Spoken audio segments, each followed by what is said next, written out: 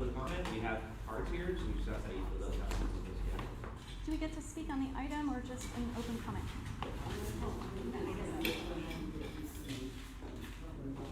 Can we speak during the item? Michael? Oh, do we get to speak during the item or just open comment? Either. Either? Okay, thank you. So with that, we're going to do the roll call. Commissioner Johnson? Here. Mendoza? Here. Owens? Here. Sargent? Here. Sharenko? Simon-Weisberg? Here. Wolf? Here. Wright? So the second item on our agenda is the agenda approval. With that, I would suggest one slight change, that we move the acknowledgement of Commissioner Schrenko farther in the agenda. I don't really know where yet. It's kind of going around. It's here, I think. I don't know if I can do that. How about, I would recommend just saying you could use it after 6. item, yeah. 6, okay. Item 6. And then what about smoke-free, is already been removed? No. I would also like to just entertain the motion to continue item number 6 to, not number 6, sorry, number 9 for the next week. Or can it just be? The reason it's equal wanted to actually talk about it, so I think it's gonna be alternate for the next commission, is that correct? Yeah. Alright. I was like, maybe I should confer with the person who is now the commissioner to verify that. So, and then to be clear, we don't do continue item by commission, Oh, so so we'll just remove it and then back on. we can resubmit it. Okay, can I just request that if we're going to, that we ask that, one of the attorneys from EDCC to speak on their, their. I'm gonna feel like I should rely on you for that, because I don't know if I have the authority to require that conference materials or if the commission does, but I think it would be good to do that too. Yeah. So if you can, I don't know if I can ask you that, if you could coordinate with Eeyore to Okay. create EDCS person. Okay. Then I don't know. One of the things in his email was he was unable to connect with them before this meeting, and that's another reason we wanted to postpone, so he is not. That's great. No, they somehow, yes, I just think that, I don't think we should discuss it unless we have someone from, that has transition defense, experience. It shouldn't be me, because, it'd be good to have some objective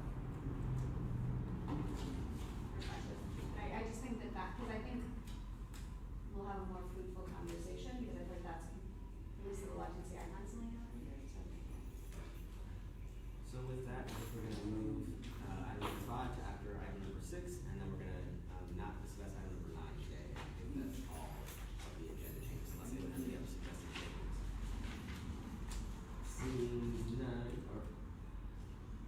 Seeing none, then I'd like to entertain a motion for those changes. Is there a second? I second. Is there any discussion? Seeing none, all in favor of those, all in favor of those agenda changes, please say aye. Aye. All those opposed? Any abstentions? Seeing none, the motion passes, and we will move on to public comment. Are there any members of the public who would like to offer comments on any items on or not on the agenda? I do. So, oh man, Commissioner Sharenko, thanks. Sorry. Did you want to go first? You want to go first? No, I'm just asking. I don't know. Okay. Then I'll go. Hi, Christine Schwartz. I thank you for this opportunity to speak to you, and thank you for all your hard work on everything, of course. Sometimes I forget to say these things, so I'm sorry. I wanted to speak about the Adeline corridor and the plan, and That's on the agenda. oh, I thought you said on or off. I'm sorry. Yeah, you can speak now, or you can wait till the agenda. No, I'm sorry. Oh, okay, then I'll just reseat myself until later, thank you. Sorry. Are there any other members of the public who would like? Yeah, I'm a member of the public. And then again, it's the same thing. If you'd like to speak to a specific item, you can speak now, or you can wait till later. It's up to you. Well, okay, I wanted to welcome Mari, and say, we're proud of Mari and happy she's doing work. And and then I wanted to say that we can't hear you. Oh. And it's a big room, and I'm hard of hearing, but other people who have good hearing are having difficulty hearing. And you're spread out in a funny way, so you're having a conversation, we're watching you, but I don't know how much of that you're getting. And I don't project very well myself, but Should we move the tables closer? We can always move it back. I don't know, some way so we could hear it. And then the last thing I wanted to say was, I noticed on the agenda a question of the sale of the Harriet Tubman apartments. And yeah, so we're familiar with that, and it's an important part of the community, South Berkeley. And we wanted to know if there's some action that's being taken, or if someone could just sort of quickly explain what that entails. Yes, so I believe that's just on the agenda as an information item. There's no planned action as of now, but you're welcome, if you have actions you'd like to see taken in the future, you're welcome to comment on that as part of public comment as well. We'll talk about that, especially if we can hear. I think I'm going to go. Seeing no more public comment, I think we can go ahead and move on to approval of the minutes on the agenda. Are there any suggested changes to the minutes before we go on to the vote of approval? Commissioner? Yeah. Well, I gotta tell you, anyone looking at our minutes under item 7 would not know at all what was going on. Because it was, there were so many different, motions and then substitute motions, and I'm not suggesting we change it, but I'm just acknowledging that even as someone who is sitting here and listening, it's not that easy to follow, and that in a way, what we really want to do is just get down to the final action and vote. I wish there was a way we could not have to have all this other, because it's sort of like, well, what is the difference between that action and this other action? And it's subtle. So anyway, but I'm not saying we should change words. I'm just saying it's confusing. Are there any other suggested thoughts or changes or just perspective that anyone would like to share on the minutes? Seeing none, let's go ahead and move to a vote on approval of the minutes. All those in favor of approving the minutes, please say aye. Motion and second for that. Oh, right. I am out of it today, let me tell you. I'll send it to you. I guess I'll make the motion to Oh. I'll make the motion, I need to make sure it doesn't. do that. Make the Sure. motion. I'll second. Thank you. All right, so now there's actually been a motion and a second. All those in favor of approving the minutes, please say aye. Aye. All those opposed? Any abstentions?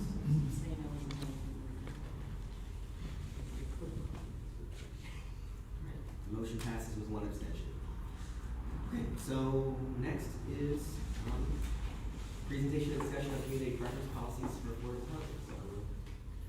Yeah, so I'd like to welcome Eli Kaplan. Eli Kaplan is finished with graduate studies at UC Berkeley's Department of City and Regional Planning. And as part of his degree, one of the requirements is to do a client report, work with a local agency. And so we contracted with Eli to research options related to community preference policies. So this was a council referral that this city staff received as part of the Housing Action Plan from November 2017. And that referral was to develop, examine a housing preference policy for affordable housing that would provide a preference for residents that are within a half-mile location of new affordable housing developments, or a preference for residents that were evicted due to no-fault evictions, like the Ellis Street. So Eli did some research, and then most recently at our last meeting, I provided you all a handout of a hack of a referral from council to the hack that also dealt with preference policies. So that combined a new referral to examine preferences for displacement and gentrification of Berkeley residents of color, specifically African American residents. So Eli's going to talk to you about that too as part of his research. He did a lot of data analysis and case studies of other communities that have implemented this, and he's done really great research that went out, and staff plans to bring this research back to you all to work with policy policies for the city, and so I'd like to turn it over to you for that. Thanks. And do the members of the public have copies of this? Yeah, so, and then the presentation today that Eli will be doing is in your packet. You can follow along, it's attachment 3. You also sent the long form plan report, right? Yeah, and then there's copies to the report as well. It would be in our packet. Yeah, so I put the executive summary in there. It's a fairly lengthy report, and the executive summary has a link to the complete report as well.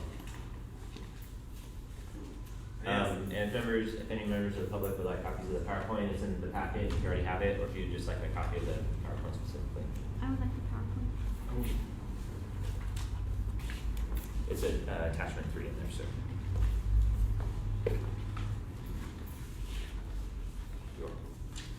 Sure.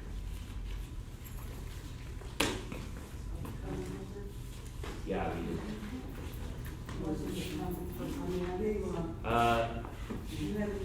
It is in there, yeah. Yes. Would you, that's at the chair's discretion, would you like to do, she's asking for public comment on the item.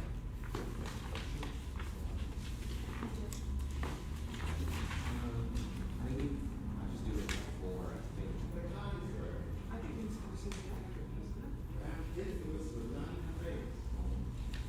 We do that, I mean, it's up to you. Yeah. Sure, yeah. I think you can go ahead with your presentation. Okay. We'll do public comment after the presentation. Great. So, yes, you can kind of follow along as I present. I can kind of guide you through it. I apologize we don't have the presentation on the PowerPoint. But as Mike mentioned, I just finished the graduate program at the Department of City and Regional Planning at UC Berkeley, and for my capstone project, I worked with HHCS and specifically with Mike on researching how the city of Berkeley could implement a community preference policy. And so the first slide shows what are community preference policies. So generally speaking, in the absence of a preference policy, everyone who qualifies for an affordable housing unit or an affordable housing program based on the income guidelines has an equal chance of receiving assistance from that program. However, increasing numbers of cities are implementing preference policies in order to try to distribute the limited supply of affordable housing in a way that best responds to local needs.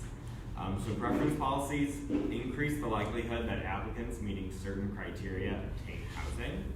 For example, these policies might give preference to a resident of the city where the housing is located. They might give preference to someone who's employed in that city, or they might give preference to someone who's been displaced from that city under specific circumstances. And Berkeley does not currently have a preference policy, and so both current and displaced Berkeley residents are no more likely to obtain affordable housing in the community than someone who is similarly qualified for affordable housing but does not have a connection to Berkeley. And so the next slide in the presentation is an overview on the next page of your packet, I believe, of the main legal considerations with these types of policies. So when designing a preference policy, cities must ensure that the policy is compliant with applicable laws. Regardless of a city's motivations for creating a community preference policy, these policies risk 3 main types of legal challenges. So the first type of challenge listed on the slide is intentional discrimination claims under the Equal Protection Clause of the 14th Amendment of the Constitution. And so the way this would apply to a preference policy, generally speaking, is that cities considering preference policies to mitigate the decline of communities of color and gentrifying neighborhoods cannot explicitly prioritize residents of color for affordable housing, as a preference based on race would be likely to be viewed by a court as intentionally discriminatory and in violation of the Constitution. And then the next type of main legal consideration are right to travel claims under the constitutional right to interstate travel and migration. And so courts have ruled that policies based on the duration of a person's residence in a location infringe upon the constitutional right to travel. And so the way this is relevant to preference policies is that cities who want a preference policy in order to prevent the displacement of longtime residents have some difficulty specifically addressing this population because a preference policy cannot be based on the duration of someone's residence in a location. So people A resident preference policy prioritizes all residents equally, regardless of how long they've lived in a location. A preference specifically based on how long you've lived somewhere would be ruled in violation of this constitutional right. And then the final main legal consideration are disparate impact claims under the Fair Housing Act. And so the disparate impact standard means that policies that are not intentionally discriminatory may still be in violation of the Fair Housing Act if they have a discriminatory impact. And so a preference might be invalidated under a disparate impact claim if the policy constrains the housing choices of a particular group, or if the policy results in primarily one racial group obtaining affordable housing in a neighborhood or city. And so the next slide is why have a community preference policy in Berkeley? So both Berkeley residents and the city council have expressed interest in a preference policy, and why might the city want to have a preference policy? So if you turn the page, the next slide is titled Rising Rents and Demographic Change, and I apologize that this slide's pretty hard to read. I thought that we would have a big screen, but I'm going to give an overview of it so you can listen. So a community preference policy would complement the city's existing anti-displacement policy framework.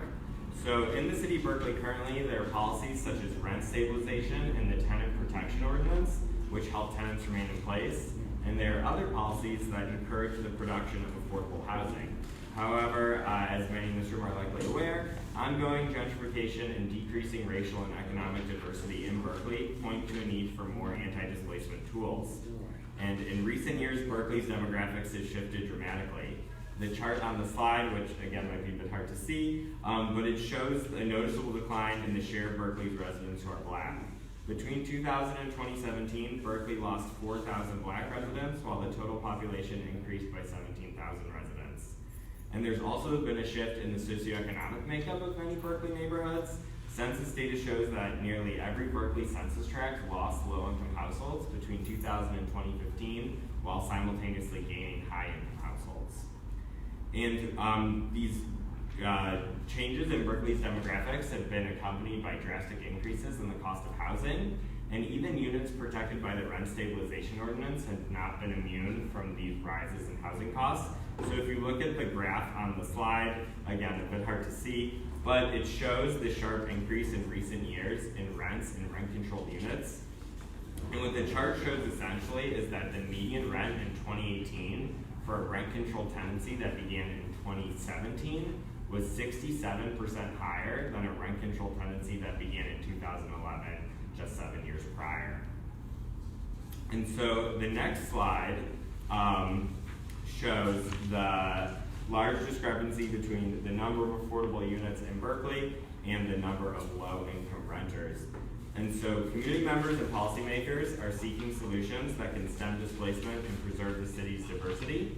Berkeley's affordable housing units are essential for providing low-income households an opportunity to live in Berkeley. However, as shown on that slide, there are 10 times as many low-income renters in Berkeley as there are affordable units. And that number, 1,600 affordable housing units, that refers to the total number of BMR units, the inclusionary units in Berkeley, as well as the HTF units, which are the units built largely by nonprofit developers that are in the 100% affordable housing developments. And so this scarcity of affordable housing has prompted interest in a preference policy that can help current and displaced low-income Berkeley residents obtain affordable housing in their community. And my research seeks to help the city of Berkeley better understand the possibilities and constraints for community preference policy. And so the next slide just says case studies in big letters, and that's because as part of my research, I completed case studies of existing preference policies in 5 cities. And if you look at the next slide, it is a list of the case study cities. And I chose these cities for a few reasons. Cambridge has a comparable population size, demographic makeup, and housing costs as Berkeley. The California cities have similar legal and housing contexts. And then Portland's unique preference policy has gotten national attention for how it seeks to provide preference to both current and former residents with generational ties to a neighborhood that's experienced significant gentrification and displacement. And my methodology for the case studies consisted of reviewing government documents and the legislation, as well as interviewing city staff in these cities who implement the policies. And so on the next slide, I have listed the key aspects of each case study I did in each city. And so overall what I looked at, and you can read this in detail in the report, but is what preference categories were included in the policy and what was the eligibility for qualifying for the different preference categories, what types of affordable housing the policy applied to. So did the policy apply to inclusionary units in that city? Was it in nonprofit subsidized units in 100% affordable developments, or did it apply to both types of units? I also looked at how the policy is implemented by city agencies or by affordable housing developers, which varies from city to city. And then I looked at the city resources required for implementation, the impact of the policy, as well as how the policy has complied with the Fair Housing Act and other legal considerations over time. And so the next slide is titled Recommendations for Berkeley. And based on the findings from the case studies, my report makes recommendations for how the city of Berkeley could construct a community preference policy. And these recommendations in the report focus on 2 timeframes for implementation. I have recommendations that are immediate next steps for the city, and then those that are longer term processes that would require more substantial changes to the city's affordable housing systems. And so the next slide, if you turn the page, are preference categories that I recommend for the initial implementation of the policy. And so my report recommends 2 types of preference categories for the initial policy implementation: a live-work preference, which would be for current residents and non-resident workers, and then a preference for current or former residents displaced by government action or no-fault eviction. My research shows that these preference categories are common across the case study cities, which suggests that these categories have significant legal precedent and are typically feasible to implement. And these categories, I believe, also respond to the concerns of Berkeley residents and policymakers that prompted interest in the preference policy. And so if you if you look down to the next slide on the same page, live-work preference, intent, and impact.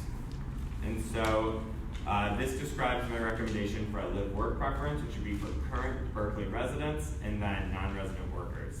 And the basic goal of a preference for Berkeley residents is to give low-income Berkeley households priority access to affordable housing in the city, which can maintain racial and socioeconomic diversity by stemming the displacement of Berkeley's low-income residents and residents of color. Data from the Census Bureau suggests that Berkeley residents applying for affordable housing represent a racially diverse segment of the city's population. And it's a bit hard to read, but if you look at the chart on the left, it shows differences in rates of renting by race and ethnicity in Berkeley. And the majority of Berkeley's residents of color are renters. And if you look at the chart on the right, it's differences in median income by race and ethnicity in Berkeley. And then the lines represent 80% of AMI as well as, I believe, 60% of AMI. And so those are the different income levels to qualify for affordable housing. And so at a basic level, residents of color in Berkeley are much more likely to have incomes that qualify for affordable housing. So if we prioritize Berkeley residents for affordable housing, we're capturing a pretty diverse segment of the Berkeley population. And then there's several reasons for prioritizing non-residents who work in Berkeley. It can help reduce traffic congestion and carbon emissions by shortening commutes for low-income workers who may have to live pretty far from Berkeley in order to afford rent and be able to still commute to their jobs in Berkeley. And then a preference for non-resident workers in Berkeley may also help attract businesses or retain employees if workers are able to live close to where they live. And importantly, this preference could provide displaced residents who still work in Berkeley with an opportunity to return to the city even though they no longer currently have a Berkeley address. And then part of the rationale for equally prioritizing residents and non-resident workers is also to mitigate legal risks. Legal scholars argue that broadening a resident preference policy by adding additional qualifying factors reduces the likelihood of violating the Fair Housing Act. And so in most cities with a preference for residents, there's an equal preference for non-resident workers. So this is true in San Francisco, in Oakland, in Santa Monica, and most of the cities that I looked at and across the country, cities with resident preference policies. And so the next slide on the next page which mostly just has pictures, so the slide itself isn't too helpful. But it's about the displacement preference that I recommend. And so this preference category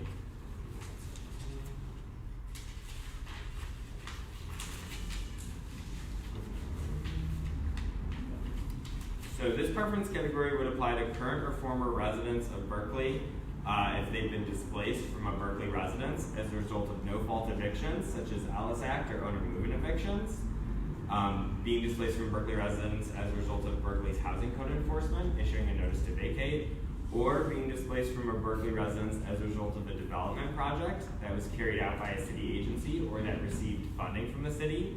So that would apply to all of the Berkeley redevelopment agency projects as well as the construction of BART parking lots. And if a low-income resident has left Berkeley as a result of displacement, they are unlikely to be able to return to Berkeley due to the high cost of housing. So therefore, our goal of this preference is to provide former residents who moved in voluntarily with opportunities to return to Berkeley.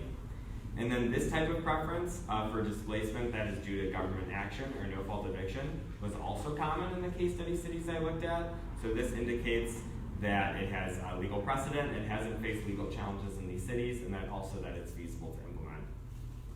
And so the next slide on this page is the processes for initial implementation. And so my report recommends immediate next steps for the city to implement a preference policy.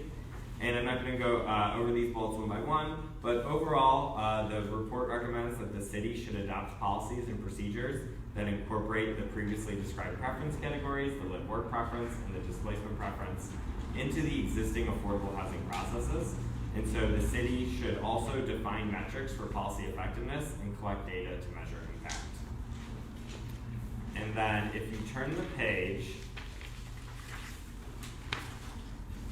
and then this final page, these two slides go into my longer term recommendations. These are recommendations that would require a longer time frame to implement and probably more city resources. And so a preference category requiring a longer time frame for implementation would be a preference for Berkeley residents whose displacement from Berkeley was caused by economic factors rather than by a no-fault eviction or a specific government action. And so both Berkeley residents and city council members have requested that the city implement a right of return policy for displaced Berkeley residents, particularly Berkeley's communities of color. But addressing this concern proves difficult. First, the city cannot confer a right or guarantee that someone who is displaced receives an affordable unit. As I mentioned, there are about 1,600 affordable units in Berkeley, and even if more were built, we're talking about thousands of displaced residents potentially, and so a guarantee of a unit would not be feasible. There would also probably be some additional fair housing and legal concerns there. But a preference policy can hopefully provide an opportunity to return. But another difficulty with a right to return for displaced residents, generally speaking, is that the preference policies I looked at prioritize households who are displaced by specific government actions. And so a more general preference for displacement that would be by economic factors or something not reported in an official government document might be harder to implement. And then lastly, as noted earlier, Berkeley cannot provide a preference specifically for Black residents or residents of color, as a preference tied to race is likely to be invalidated by courts as unconstitutional or in violation of the Fair Housing Act. However, my report recommends that the city of Berkeley could explore a preference for current or former Berkeley residents with generational ties to Berkeley neighborhoods that experience redlining. And so the area of Berkeley where addresses would receive preference corresponds to the sections of the city that were redlined in the 1930s by the federal government, which is illustrated on the map on the slide, which is a bit hard to see in black and white. But at the time, areas deemed to be high risk for mortgage loans were outlined in red on maps by the Homeowners Loan Corporation, and these decisions were often motivated by racism. And like in all U.S. cities, all Berkeley neighborhoods with significant Black populations were redlined. And so under my proposed policy, applicants receive preference if their current or former address falls within this preference zone. And applicants are also eligible to receive preference if a parent, guardian, or grandparent lives or has lived in the preference zone. and applicants would receive the highest priority if they meet both of these qualifying factors. And so though the motivation for this preference category stems from concerns about the displacement of Black residents, the proposed preference category is not race-based, and so it doesn't have those concerns I mentioned previously.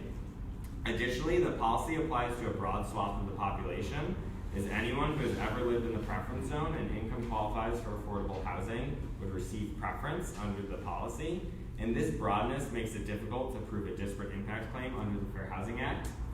And this policy is loosely modeled after Portland's policy, which has not received any legal challenges. But before developing this preference, I would recommend that the city conduct an outreach process with community-based organizations, current residents, displaced community members, and other stakeholders to better understand what is causing displacement, where displaced households are moving to, and what the community's vision is for preference policy that best serves them. And then my last longer-term recommendation is the final slide. And so this would be around a centralized city administration of affordable housing. Currently, there is diffuse management of affordable housing in Berkeley. The city of Berkeley does not accept applications for affordable housing. It doesn't track vacancies or maintain waiting lists. And so applicants need to contact each affordable housing provider in Berkeley to inquire about vacancies and then submit individual applications to each property. And the case studies from my report illustrate that centralized affordable housing systems can result in more effective preference policy implementation. A centralized system like San Francisco's housing portal simplifies the application process for populations that preference policies intend to assist. It also ensures the consistent and correct use of preferences across housing developments, and it facilitates data collection that enables the city to better understand who its programs serve and whether preferences are effective. And so while these changes to Berkeley's affordable housing systems would require significant staff capacity and resources, I think the advantages of a centralized system merit a further exploration by the city. And then lastly, if you turn the page, listed are the recommendations from the referral that the City Council made in April to the Housing Advisory Commission. And so based on my research, I just have some initial thoughts on these recommendations. So the first two recommendations: develop a policy to address the erosion of people of color, including the African American sector of Berkeley society, and develop rules and regulations to halt the loss of people of color, including African American communities. So as I mentioned, it can be legally difficult to enact race-conscious housing policies that explicitly target residents of color or Black residents. But a race-neutral housing policy, like the one I recommended, that would provide preference for low-income Berkeley residents or low-income non-resident workers, could hopefully achieve some of the same effects and be an effective tool to provide Berkeley residents of color or Black Berkeley residents an opportunity to remain or return. And then the third recommendation is to develop a right of return for Berkeleyans, especially people of color, including African American communities who have been displaced by these economic and social developments, and those who continue to be employed in our city even after having to relocate beyond our boundaries. And so, as I went over, addressing this concern proves difficult to have a right of return policy, and I think it's important to clarify that the term right of return usually exists in a very specific policy context. It's often used in public housing redevelopment, like HOPE SF. So when you have current public housing residents are relocated while a development is being reconstructed, and then they're guaranteed a unit in the new development. And so the city of Berkeley could not confer a right or a guarantee. However, again, it could hopefully provide opportunities to return for displaced residents through a preference policy. And so none of the cities that I researched that have preference policies for displaced residents frame it as a right to return, as it's not really a guarantee. And again, as mentioned, though the city can provide an opportunity to return through a preference policy, these opportunities to return for displaced residents are typically for residents who've been displaced by these really specific circumstances, government action, no-fault eviction. So again, it may prove more difficult to provide a general opportunity to return for all displaced Berkeley residents, especially those who've been displaced due to economic factors or things that wouldn't necessarily be recorded in some sort of official government process or document. But hopefully the city could explore more innovative or kind of unique policies similar to Portland's that maybe could try to reach these displaced residents whose displacement wouldn't be due to a specific government action or no-fault eviction. And then the next recommendation from council was to solicit expert and lived experience testimonies regarding displacement and gentrification. And I wholeheartedly agree with this recommendation. I think more research is needed to determine who's being displaced, why Black and Berkeley residents of color are leaving the city, and where displaced folks are moving to. And by having these conversations and gathering this information, this can inform what are the current weaknesses in Berkeley's current anti-displacement policy framework that's allowing for this widespread displacement. And then doing this work and gathering this information could also enable the city to design new policies or tweak existing ones. And it could also hopefully inform the design and implementation of an affordable housing preference policy that effectively prevents displacement and provides opportunities to return for displaced residents. And then the last recommendation is to recommend alternatives to prevent displacement and gentrification of valued Berkeley residents of color and African Americans. And so again, hopefully a live-work preference policy or a preference for current or former residents displaced by government action or no-fault eviction would strengthen the anti-displacement policies that exist in Berkeley and also increase opportunities for low-income Berkeley residents and Berkeley residents of color to move into stable, affordable housing in Berkeley. So I think there is potential for a community preference policy to address this last recommendation by council that would prevent displacement of Berkeley residents of color and African Americans. And so I'll stop there, and I'm happy to answer any questions from the public or from the commission. So we'll do the public comment first, and then we'll go into our question at the end.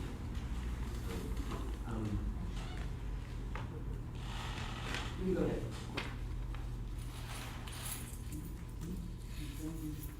I would like to ask you about low income people, like the homeless people that are on the street now and probably couldn't move into affordable housing.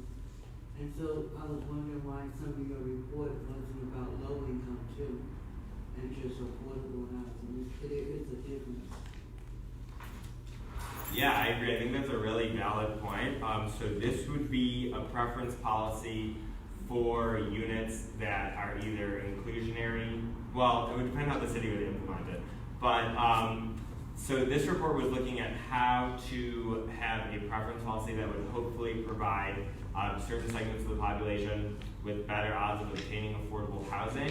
And I think you raise a really valid point in the fact that a lot of low-income folks don't have the incomes to qualify for what we deem affordable housing. And so, but if the types of units that are for formerly homeless people, usually units that have a project-based voucher attached to them or that are more deeply affordable, that the city of Berkeley, if it had a community preference policy, or could also work with the Berkeley Housing Authority if their funds were involved, in order for this type of preference policy to cover those types of units. So I think long story short, if there were units developed that had those deeper levels of affordability, a community preference policy could apply to those units as well. Okay, you're saying that if those units were developed and there's a certain amount of people out there that are in need of them, how long will it take before enough units are developed to accommodate the people that are out there in need today, roughly, if you know? No, I think that's a really good question. My research didn't look at that. Can you ballpark it? Get No, 50% of them off the streets? No, I read some of my research looked at specifically at this issue of how to develop a policy that for when these units are built, that hopefully these units would go to current Berkeley residents, displaced residents, non-resident workers, because as I mentioned, as it currently stands without a preference policy in Berkeley, if a unit of affordable housing is built in Berkeley, in theory, all people who income qualify have equal odds. And so the city doesn't have data on who lives in affordable housing in Berkeley and who's applying for it. So we can't necessarily say Berkeley residents are being crowded out of these lotteries, but it's possible since in theory people from all over the region are applying. So the preference policy hopefully would give those current Berkeley residents or displaced residents better odds. Long story short, I didn't look into the rates at which units are constructed or how we could construct more housing in order to truly house everyone. But hopefully a preference policy would help accomplish that as the units are built. Okay, just one more. Yeah. I know you didn't look at it, but can you estimate how long it would be before maybe 500 units are built in Berkeley? No, I just don't have any idea, I'm sorry. Thank you.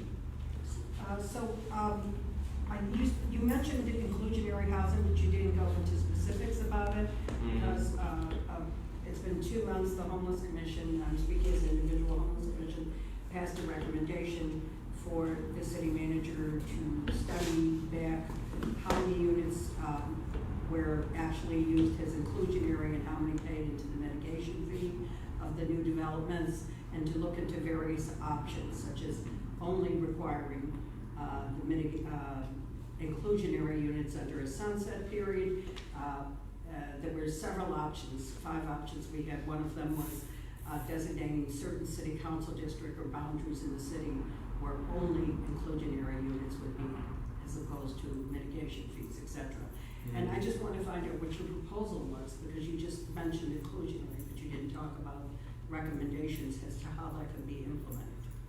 Yeah, so my report also didn't really look at changing the inclusionary policy, but I on a personal level, I do think what you're saying is very valid around having requiring units instead of having the option of fee in lieu. I know that in the city of Cambridge, which I looked at, part of their preference policy, which is a component of the inclusionary housing program, is that they don't have fee in lieu, that they do have mandatory affordable units need to be built on site. And so I think it is worth looking at how Cambridge does inclusionary housing could potentially be modeled for Berkeley, and in my report I go into that in detail in the Cambridge. So this is Boston? Yeah, Cambridge, Massachusetts, outside of Boston. Okay, so I'd like more information about that. Thank you. Yeah, no problem. Take it first. Okay. I wanted to know if you did any study about the impact of having a corridor type of setting up like the outline corridor, where you bring in a lot of information, you bring in the community, and you have a big conversation about how to revitalize the community. And its impact on the population is there. Because maybe 2 or 3 years ago, the Alameda County Health Department working with Just Cause Casa Justa, a community-based organization, did a full report on the impact on questions of housing, gentrification, and just, push out.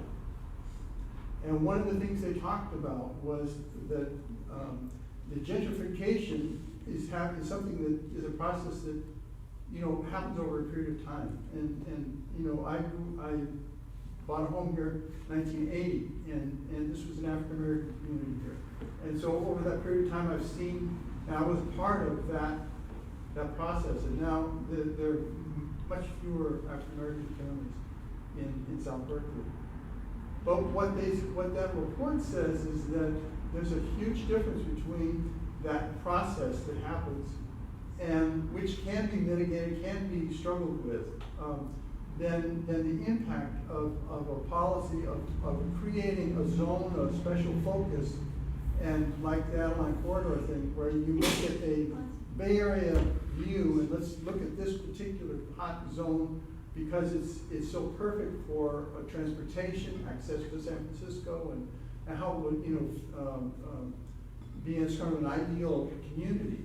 And when you do that, when you create that, and you send $750,000 to have a plan and to have this conversation that's going over several years, you do 2 things. You bring the community together to discuss and kind of dream together how to make a more wonderful community.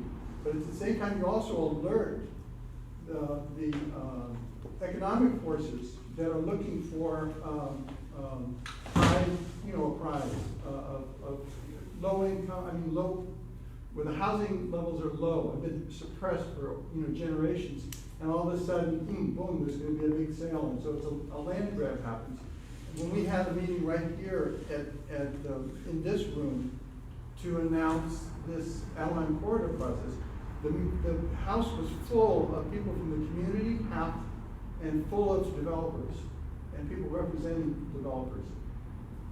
And when people ask the former mayor, how are you going to help the African American community hold on? You know, we've lost so much. He said, well, my hands are tied. There's nothing I can do. You know, I can't, you know, I have no way of stopping that. We'd love you to stay, but if you can't, then you'd be happy somewhere else.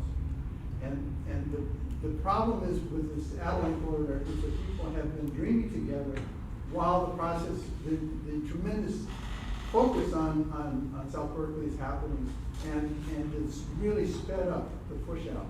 So I wondered if there was any thinking about that in your work. Yeah, I think you raised a lot of valid concerns. So my report was, again, focusing really specifically on developing these community preference policies. It wasn't focused on these planning efforts like the Adeline corridor. So in the other cities I looked at, the preference policy wasn't attached to a specific planning effort like the Adeline corridor plan. And so the preference policies that I'm recommending would be for the whole city of Berkeley. They wouldn't necessarily be attached to the plan, but they would impact the units. So hopefully the Adeline corridor plan will produce a large number of affordable units. And so if these preference policies are in place, it can help ensure that those affordable units go to community members and enable community members to remain or return to Berkeley. And then I think you bring up some interesting points about the community engagement process. And so I think a community engagement process with developing a preference policy would have to be done very intentionally. And in Portland, there was some very interesting work done in this matter.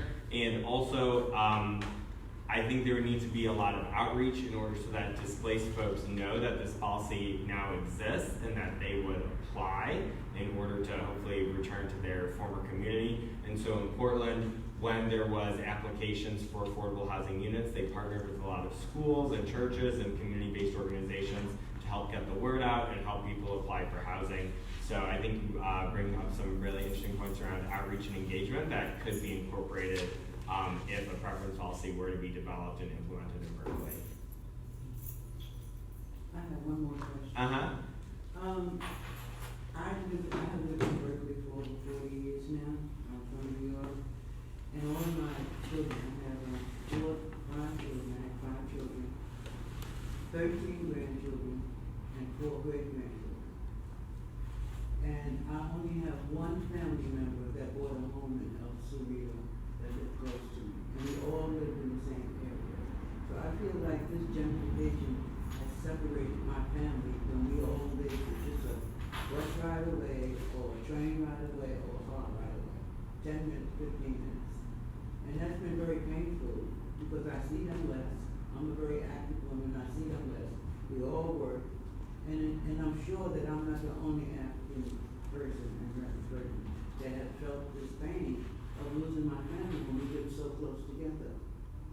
And that's the way Black people do. We always lived like a cousin around the corner, our auntie, and this and that. And it's not happening anymore. So it's almost the same thing as what Trump did to divide family. So through this process. Yeah, I think that's a really valid point, and hopefully, and again, it's really tricky. But I mean, there's a number of things. I mean, one, there's so few affordable housing units to kind of help various folks afford to live or be able to return to Berkeley. But hopefully a preference policy like the one I recommended with the ties to redlined communities, if where you currently live is in an area that was formerly redlined, your family members would qualify for preference under that policy. It'd be a structure similar to how it's structured in Portland, so it incorporates that generational tie. So hopefully a policy like that could allow for families to return to Berkeley and be closer together. It would also be dependent upon the supply of affordable housing and how many people are applying. So, you know, again, it couldn't be a guarantee, but perhaps preference policy with generational ties to redline neighborhoods could address some of the concerns that you bring up. I have one more. First of all, Mike, I commend you in terms of taking on this particular project. It's something that has been mentioned but not in any way studied in any extensive way.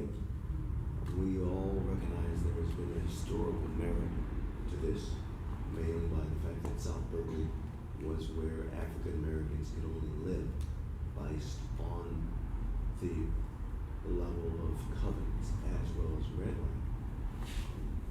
This young lady right here has made it quite clear through a visual representation in terms of who represents this mural. Actually, Edie Boone. I'm supposed to speak a little louder, so I'll speak a little louder. Can you hear me? Okay. With that said, though, I think the thing that really takes more precedent than anything else is intentions and the efforts of both this commission. And I commend you, Mari, for being on this commission. We have a very, very, very important person on this commission because she represents South Berkeley. She grew up in South Berkeley. But more important than that, she was displaced and she's back. But it's the examples of someone like this individual. But more important than that, I think that it's important to realize that you had mentioned something in this particular report that talks about the very fact is having testimonies of experts. And now I'm talking about UC urban displacement. They're experts in their own little level in terms of collecting data, or even just cause. But those very people that have been part of being the process of being displaced, like Edie, like Mari. I'm a long-time resident here, basically been here for 60 years. But to have a structural dialogue that has been brought up in a process in which the council has referred to the Planning Commission as well as your commission, the Housing Advisory Commission, to talk about gentrification and displacement, and having people that are affected come here and give testimonies around that. Now, provided, too, let me add, that we can also have the so-called academic experts here as well.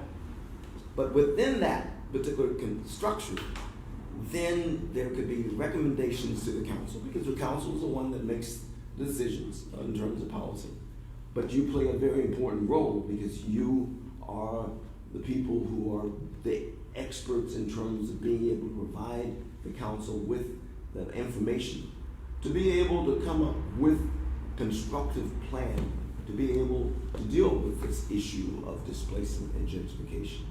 But what I'm asking here from staff, from the commission, from the community, is that if this is 61 particular priority list, it won't be very soon before this action occurs, and we're bleeding as we speak. It's like being a doctor in an emergency room in triage, and for the most part, your bleeding patient is bleeding to death, and you don't get to him until he dies. But the point is that this is something that's very critical and needs to be addressed as soon as possible. In fact, it should have been actually addressed yesterday.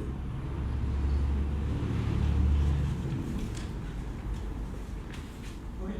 I think that concludes the public comment. I think that concludes the public comment, so we'll go ahead and move on to commissioner comments. So I have Commissioner Simon-Weisberg in queue, followed by Commissioner Wolf, and followed by Mendoza, yeah. and then followed by Commissioner Owens. So we'll start with Commissioner Simon-Weisberg. I guess I had a couple of questions and then a couple of comments. I'm going to do them all the same and then you can respond to all of it. If that's okay. One is I had a question on whether anyone has included that you have attended one of the schools in the community, because I wondered if that was an important tie. I know we lose a lot of folks that went to the school, so that just that time may be able to bring folks back. Yeah, and it's easily done. That's a good point. The other thing is that I think it's really important that we not limit the factor of eviction, that it has to be no fault, because when we talk about gentrification and folks being pushed out, there's lots of games that are playing, and I think that, you know, particularly around saying that a tenant has breached their lease, and there's a lot of kind of bad faith eviction cases that are filed just to get the leverage to force people out. And so I think that when we limit it to no fault, it really doesn't capture the folks that really are the most vulnerable. So I think it needs to be broader than that. And I think it is one of the reasons most people can't move back, is that they have an eviction on their record, even though it was often one that's not really related to who they were back to.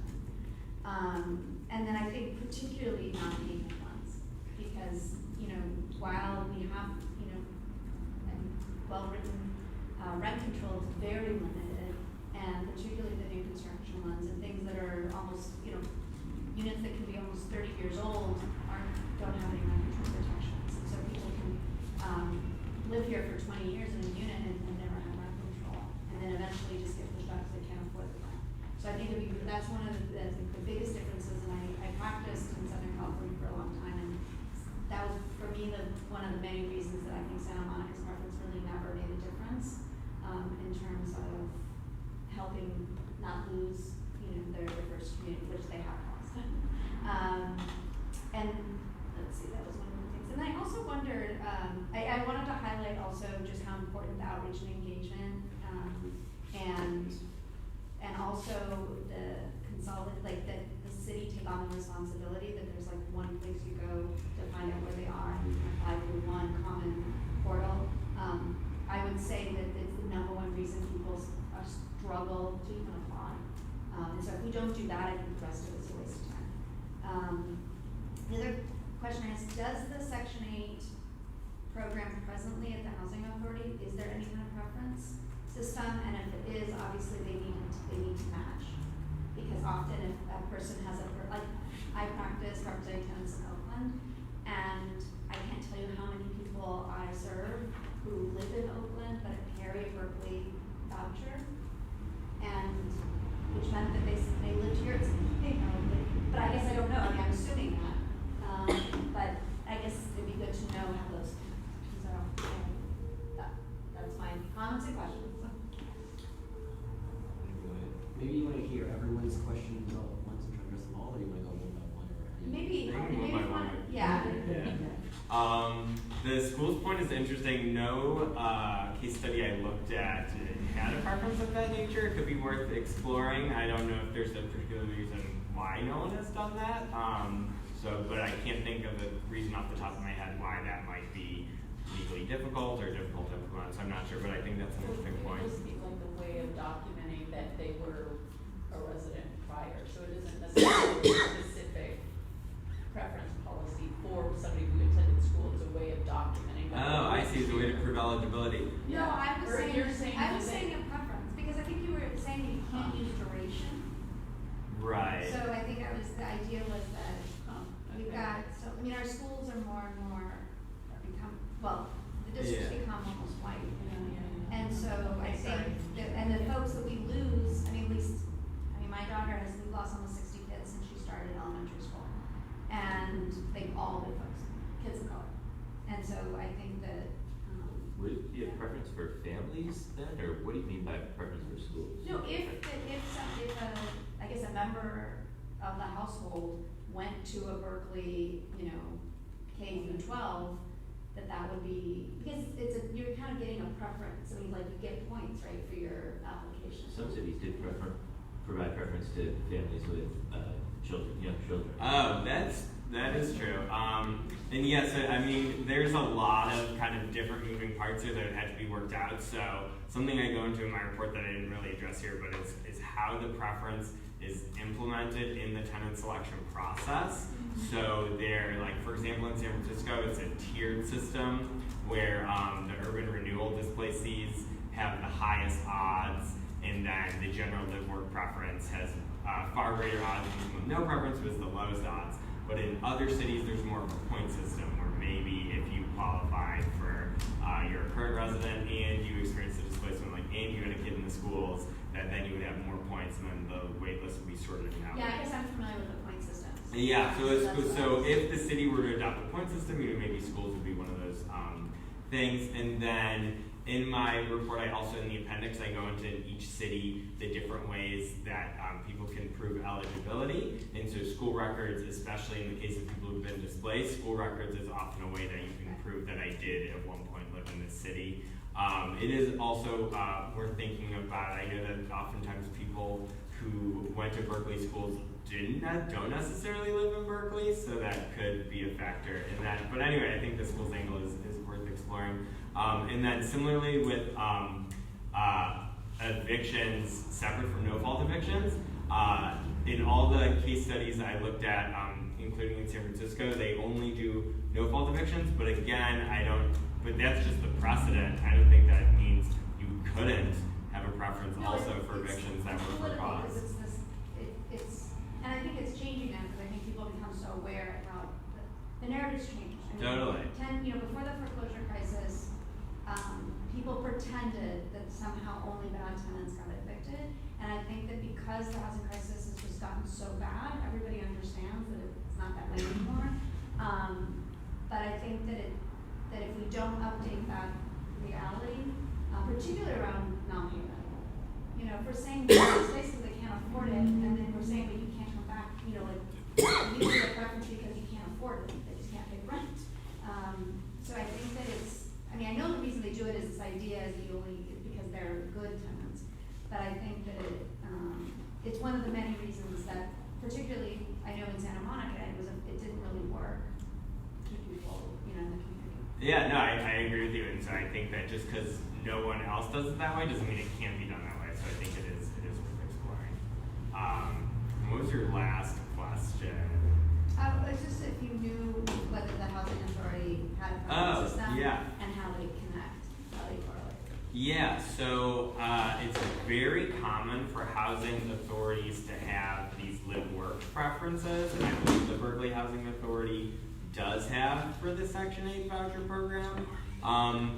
But it's also possible, so what's tricky is something that impacts preferences also is whether or not HUD needs to review the tenant selection and marketing plan for a project. And so most affordable housing built in Berkeley that's built by nonprofit developers like Saha or our inclusionary units, HUD does not need to review the tenant selection marketing plan. Developments built with home and CDBG funds, they don't need to review it, and that makes it easier to implement the preferences. So for example, in San Francisco, and I go into this in my case study, but they have this, their specific neighborhood preference, which wasn't allowed in 2016 in a project that had HUD 202 funds. But since then, San Francisco has not developed any projects with that type of HUD funding, and so they do continue to use the preference. So long story short, with Section 8 vouchers, since it is so tightly controlled by HUD, preferences could potentially be trickier, just kind of depending on HUD and their oversight, and there's a whole HUD book of regulations that go over preferences. But if it's in inclusionary projects, which wouldn't have any sort of HUD funding, or these CDBG and home funded nonprofit projects, the city generally has more leeway with how they implement preferences. So I don't think that the city of Berkeley's preferences do need to align exactly with how the housing authority does preferences. And I wish I could say for certain, but I'm pretty positive the housing authority does currently have a preference for Berkeley residents.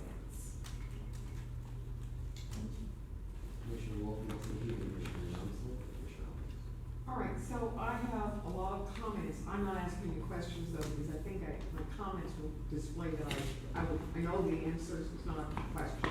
I also will acknowledge that if this is coming back to the hat, we'll have lots of opportunity to fine tune whatever policy recommendations we'll be making on this particular topic. But I do have some things where I'd like to sort of correct the record, so to speak. First of all, talking about redlining from the 1930s, I'm sorry, but that's what, 90, 80 years ago? And it was a terrible thing, but to say my family in 1930 was impacted, so now I'm impacted, that's weird. And I guess I would not, I would drop the redlining and go for the other kind of, impacts. Number two, government action. We don't have redevelopment in Berkeley. We had a little bit in West Berkeley, nothing really. If you want to talk about code violations and code enforcement, yes, that was through public action. BART 1970 is when that BART station was built. So again, you're going back over 40 years. I find that odd. So I would say, look at what has happened since 1970 with the demographic tables that you provided us, which shows a shift downward in terms of percentages of African American, the increase in Hispanic and Asian. So it's this kind of a flexible demographic experience. I think the key issue is income, and that's what we should be focused on. And if you want to give community preference, that's fine. But now remember, inclusionary is something the city has rules about, but when you build affordable housing through other programs, the city does not control that. The city gives a little teeny bit of the funding for it. I know all about funding for affordable housing. Let's talk tax credits. That's where the bulk of the money comes from. So be aware of what the city would have control over. Also remember that the units that will be subjected to these policies are only those that are turning over. So you don't, the existing affordable, whatever, 1,600 units, wouldn't be impacted by these new policies until there was tenant turnover or a new project was built. I'm surprised we didn't add in the Section 8 recipients that aren't just doubling up with the inclusionary. So there's another additional affordable housing units people live in because they are using their vouchers. Not a lot in Berkeley, unfortunately.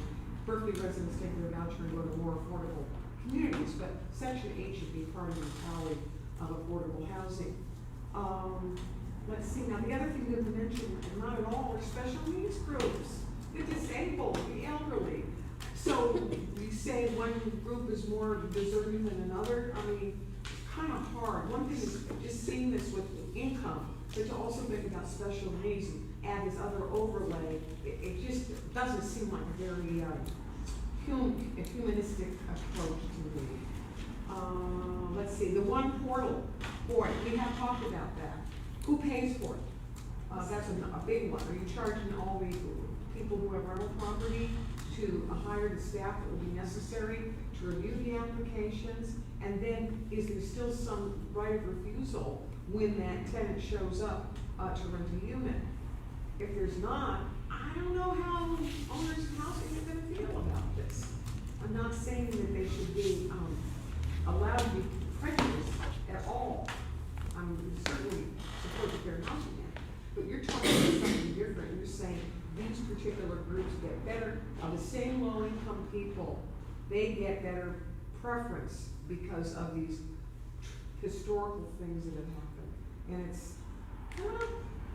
I guess I'd like a watered-down version of this where you focus on people who are residents, who have been residents, who work in Berkeley, and I think then it would look a lot better than just saying we're going to bring in all the history to try to, so what you're going to do now is don't let it get worse, but we can't go back 40 years and change what happened. It's really hard.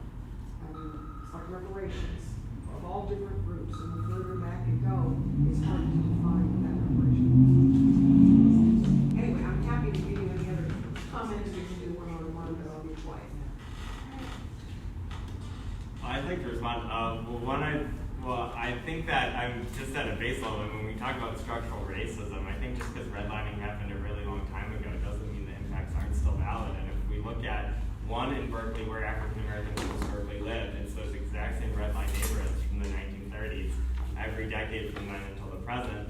If we also look at the neighborhoods throughout the Bay Area that are experiencing the most gentrification and displacement, it's those redline neighborhoods where home values were artificially depressed as a result of redlining, which made them ripe for speculation. So I'd like to correct your correcting of the record in that I think that statement's inaccurate.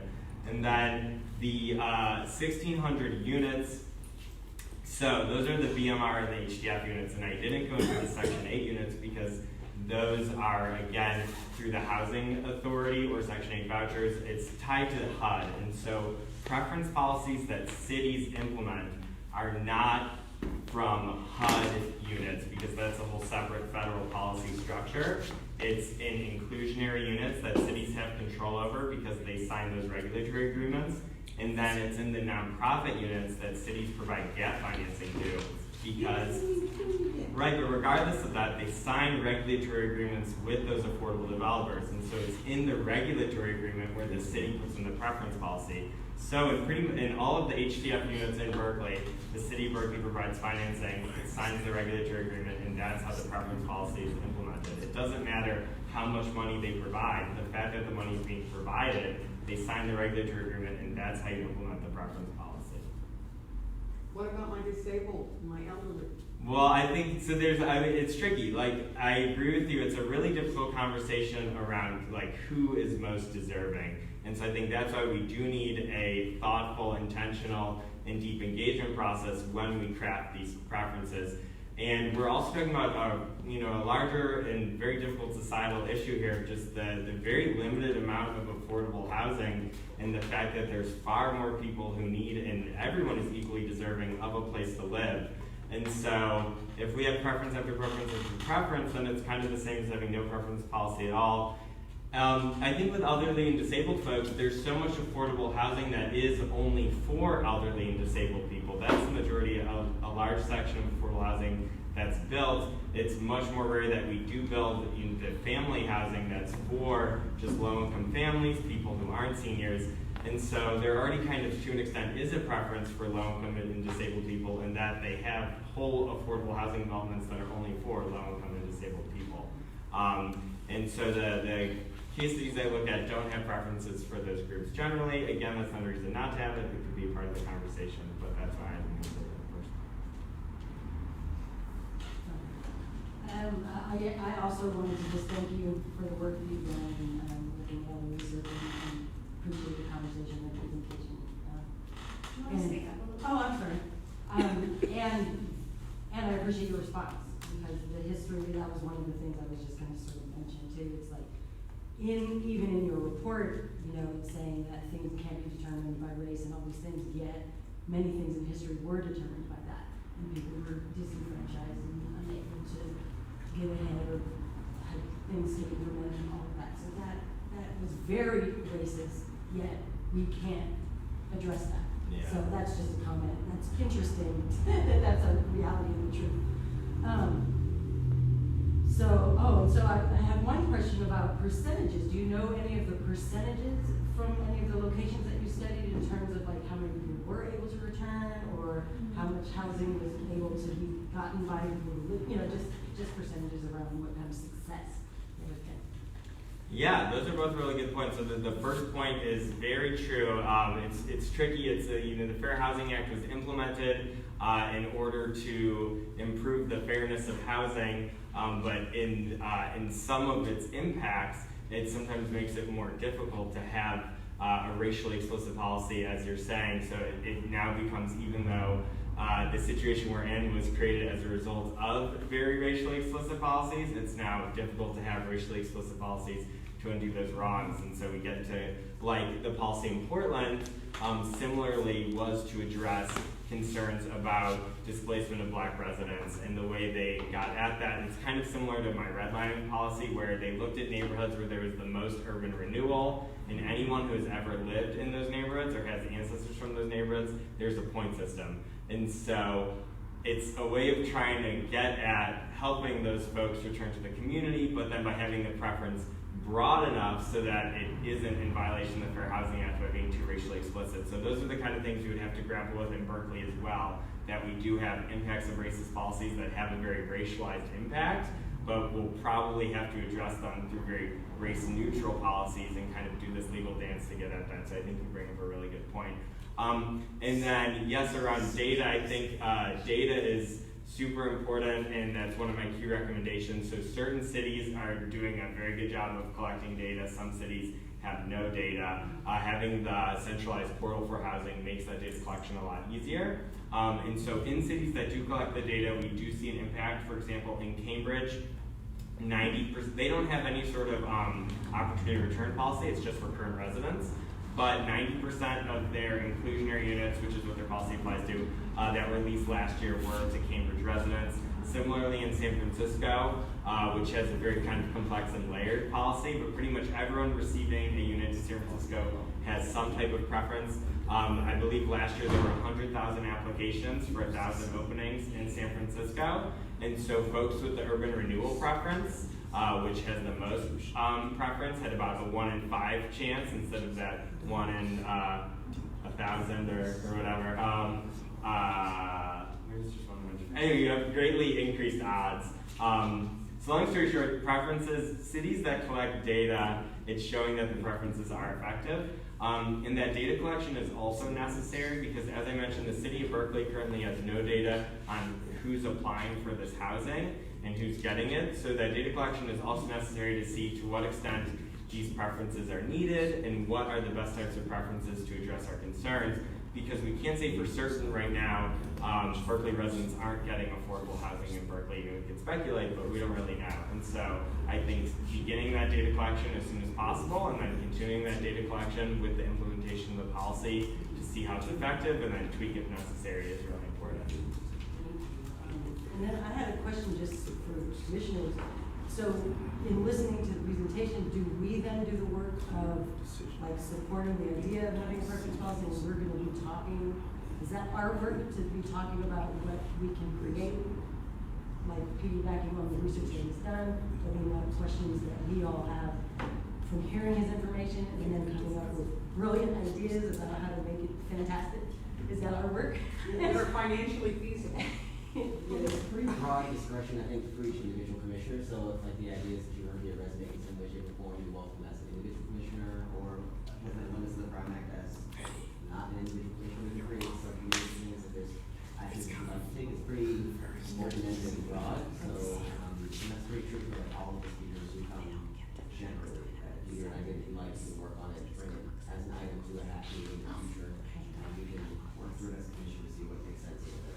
But we can you maybe, I mean, my understanding is that council asked our commission to receive this, that we hear the presentation and then give recommendations, not necessarily today, but is that right to go back to council? Yeah, for sure. So there's 2 recommendations. So one was a staff recommendation, a referral to staff, and then one was a referral directly to you all. And so how it works usually with referrals to staff on like policy or ordinance issues is we'll develop a preliminary ordinance and idea, and then we'll bring it to you all to like kind of work off that and present it to you, and so we can present kind of something together to council. And so I think that's something that we definitely are planning on working through, and we can be like working on this and then coming back in the fall for winter. And then you collaborate kind of with Yeah. ideas? Okay. So I have Commissioner Owens in the queue next, and then I have Commissioner Sargent, then Commissioner Simon-Weisberg, Sergeant, and myself. Okay, I just wanted to respond to several members of the public who asked good questions. I believe you asked how many units and how long would it take to get the homeless off the street or something like that? Well, yeah. Well, what projections are there? What kind of preparations being made to house the 1,000 homeless people that are on the streets? Right. So recent count came out showing that there's about 2,000 homeless residents in Berkeley. We had a project that we're actually going to review. It's in the agenda. It's an RFP for a location at 1281 University Avenue that had previously had a proposal for essentially formerly homeless housing, very low income housing. The costs were very prohibitive, which eventually resulted in the project proposal being revoked. So that was for about like 12 units or so. Mm-hmm. So you can see the difficulty in which it takes just to finance a handful of very low AMI units for formerly homeless housing. That and the fact that, of course, we have so many projects in the queue that the limited funds we have, even from Measure O, make it difficult. So, I mean, if I were to ballpark it, it would decades. I mean, I just 20 years or something for 1,000 people, for sure. Maybe more like 100 to 500. I mean, the lack of funds just make it so difficult, and the fact that the lower the incomes go, the more subsidy it requires, and so it's this whole issue. Another person, I don't remember where she is, but she asked whether the presenter here should talk about the differences between inclusionary units and in lieu fees. I believe it was her. Thank you. You know, people have their own preferences, but from what I've heard from nonprofit developers in San Francisco, it's that usually speaking, nonprofits can leverage the funds from in lieu fees about roughly 3 times per dollar that it could otherwise be used in an inclusionary project. Now that doesn't mean that that makes it a better system, it's just that usually speaking, from what I've heard through the tax credit, they can use it and essentially produce more money through leveraging. Whether you buy that or not, that's whatever. But that's what I've heard from nonprofits. So, and I think the presenter for this, I actually have a little personal experience with this, Marion, because we both worked at RCD. Your chairperson. I actually worked at RCD, and my job was to write software to sort out applicants for affordable housing. Our recent project was in Walnut Creek. It was about, how many, 40 units or Not so? big. The Riviera. Art station. Yeah, the Riviera 40 project, more. 40 something units. And there was about 5,000 applicants. Mm-hmm. And that was just the final phase. If the initial starting applications were well over 11,000. So my job was to like sort all these names and numbers and stuff. And so, I mean, that's kind of what we're up against in terms of preference is how many people are applying. I think it's literally harder to get affordable housing than it is to get into Harvard. I mean, it's just that difficult. So, I mean, the neighborhood preference thing to me is really interesting because I ran models determining where people lived relative to projects. I compared one between Walnut Creek and Emeryville within like a quarter mile, half mile radius, and the projects in the inner East Bay, closer to Berkeley, Oakland, and Emeryville, actually have a high percentage of applicants who live within close proximity, like well over like 70%. But the suburban projects were like very low, like 45% lower. So I do think that we should have a neighborhood preference, but my concern is that if we're comparing it to SF, SF is city and county, and Berkeley's not county. Isn't the distribution process run by the county, not the city, in terms of selection for affordable housing? No. It's Yeah. city? You're talking about RENA, that's a different source. Well, not RENA. What Not are we RENA. talking about? I'm The talking county about- doesn't have any control over what the city of Berkeley does for affordable housing, unless it's for financing, like A1. Okay, because I remember when we sent the initial applicants in, the county, or it might have been the housing authority? I thought it was it the housing authority? Yeah. Okay, that's probably the housing authority, cut it down. But, so that's okay, that answers my question there. But I also think that I read the 80-page report, and I like the idea of focusing on people who currently work in Berkeley. I've complained about this a lot, that most of our service workers who work in Berkeley don't live in Berkeley. I don't think that they necessarily have previously lived in Berkeley. That's not necessarily given. But I do think that they should have a priority. Because for example, I go to like Nation's Hamburgers all the time on McGee and University Avenue. It's mostly Latino staff who do not live in Berkeley. I ask them. They all say, no, we don't live in Berkeley. You commute out here, but we don't live here. So I'm very concerned personally that service workers have some form of like priority in terms of getting housing in Berkeley if they can't live here. You know, my favorite friend who was a server at Saul's restaurant had to move out because she couldn't find housing affordable that was here.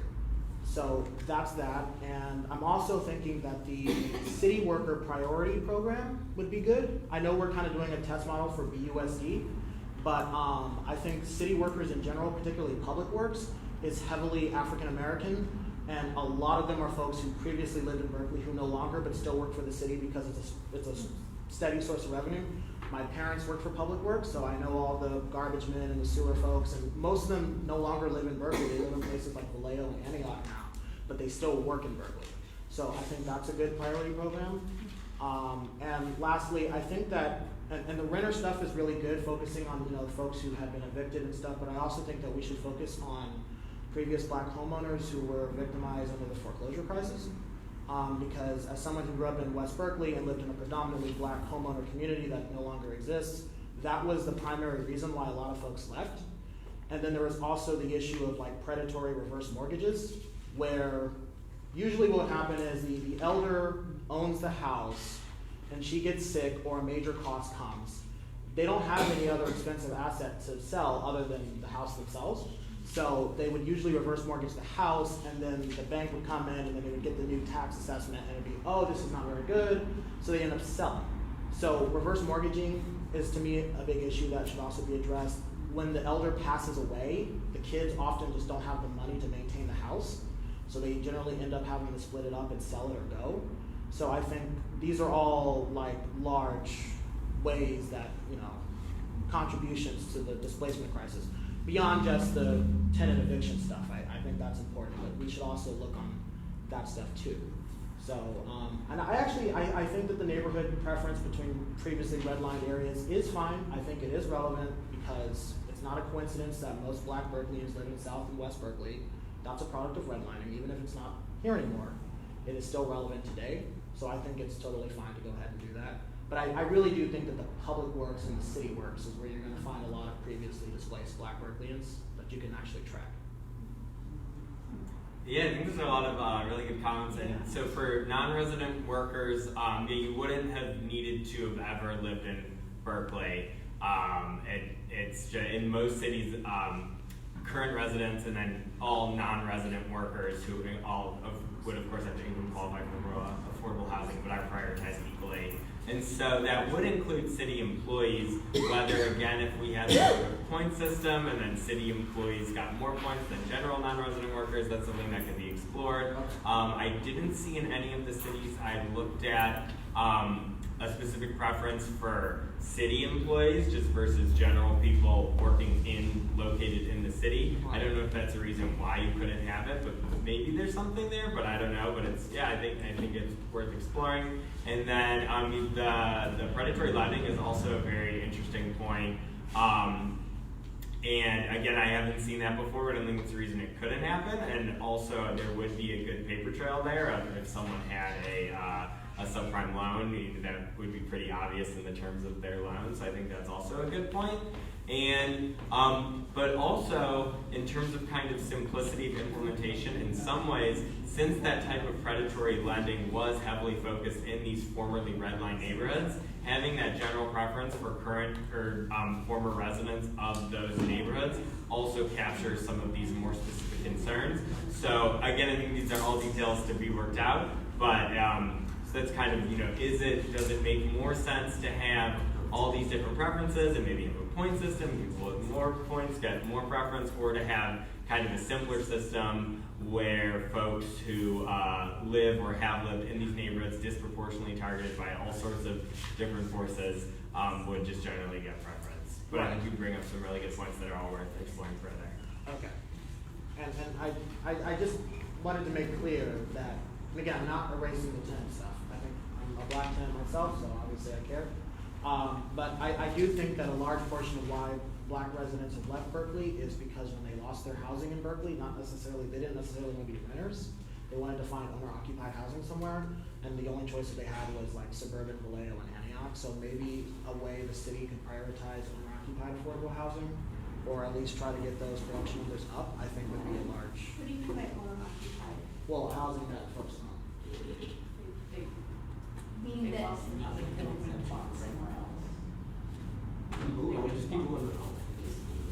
you just mean homeowners? Yeah, they bought their house somewhere else. So people who bought their home somewhere else should get to come here and live in public housing? Well, not for, I don't want to rent a house. Ben Bartlett basically had this idea with subdividing a house and then basically selling it at a lower price than would be. A condo? Yeah, it's a condo. It's a condo. But it's a big, how many black homeowners want to go back to being renters in Berkeley? That's I think a large contribution. That's just personally what I think is a big contribution to why people left.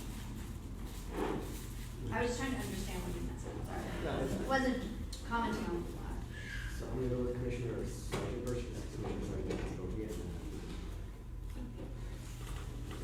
So this is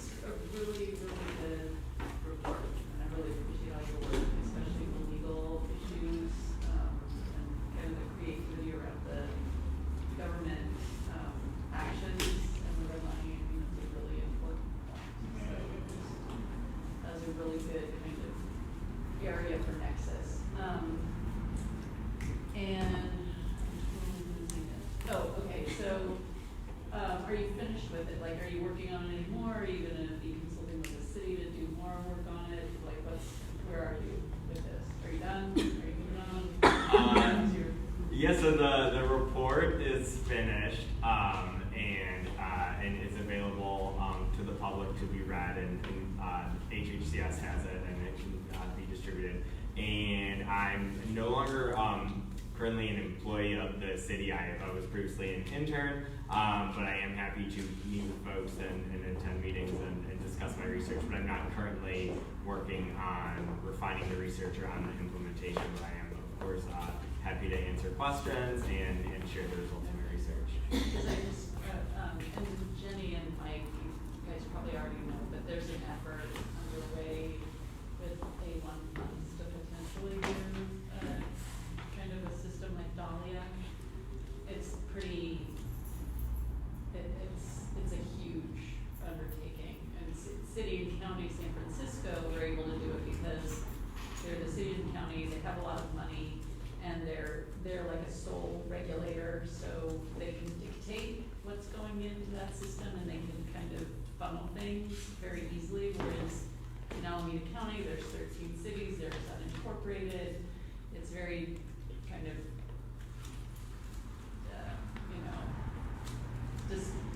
it's just distributed over a large area, so, and I'm sorry that the city, that Oakland doesn't have data for you to show how it's working, because it would have been great to see that data. So, but it sounds to me that you weren't able to get that data from Oakland.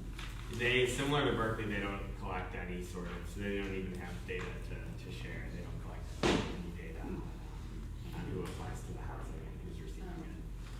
Okay. But you mean around their inclusion. So Berkeley doesn't collect data around their inclusionary, is what you're saying, and Oakland doesn't either? Well, Oakland doesn't really They don't have inclusionary. Yeah, they don't really have inclusionary, and then it's similar to very diffuse management with their nonprofit housing, so they're not like collecting that information from the nonprofit housing providers. Okay. And then with Berkeley, and Mike and Jimmy know better than me, but I believe with the DMR housing, there definitely is some data on applicants, but I don't believe there's data on whether the applicant was a Berkeley resident prior to applying for this BMR unit. Commissioner Simon-Weisberg, thank you. Well, I think in light of Marion's comments, I just wanted to suggest that maybe that this commission, probably all commissions, should be doing some kind of anti-racism training, and so that we can be making sure we're using some kind of race equity lens in our conversations. So I don't know if that's something, I don't know who could make that happen. The chair could, or I'm not the chair. I think we should.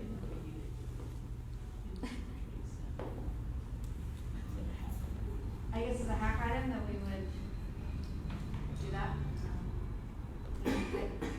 I just think that if we are gonna have such a role in directing the housing policy, that we need to make sure that we know where our blind spots are. So unfortunately, we're past the public comment section, but, are there any other comments? I just want to say one more thing. I would like to talk about the red line. I mean, you said that it happened 30 or 40 or 50 or 60 years ago. It is still happening right now, from my experience, from living in New York, living in Washington, D.C., living all over, going places. The red line is certain places that we cannot live.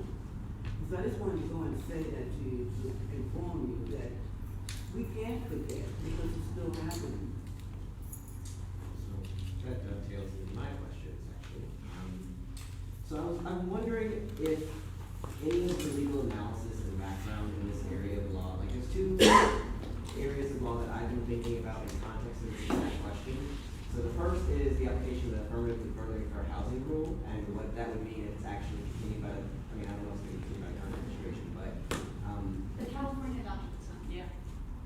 I think the powers of the federal government under the Ocean River Amendment are stronger if it's applied in that context. And so I think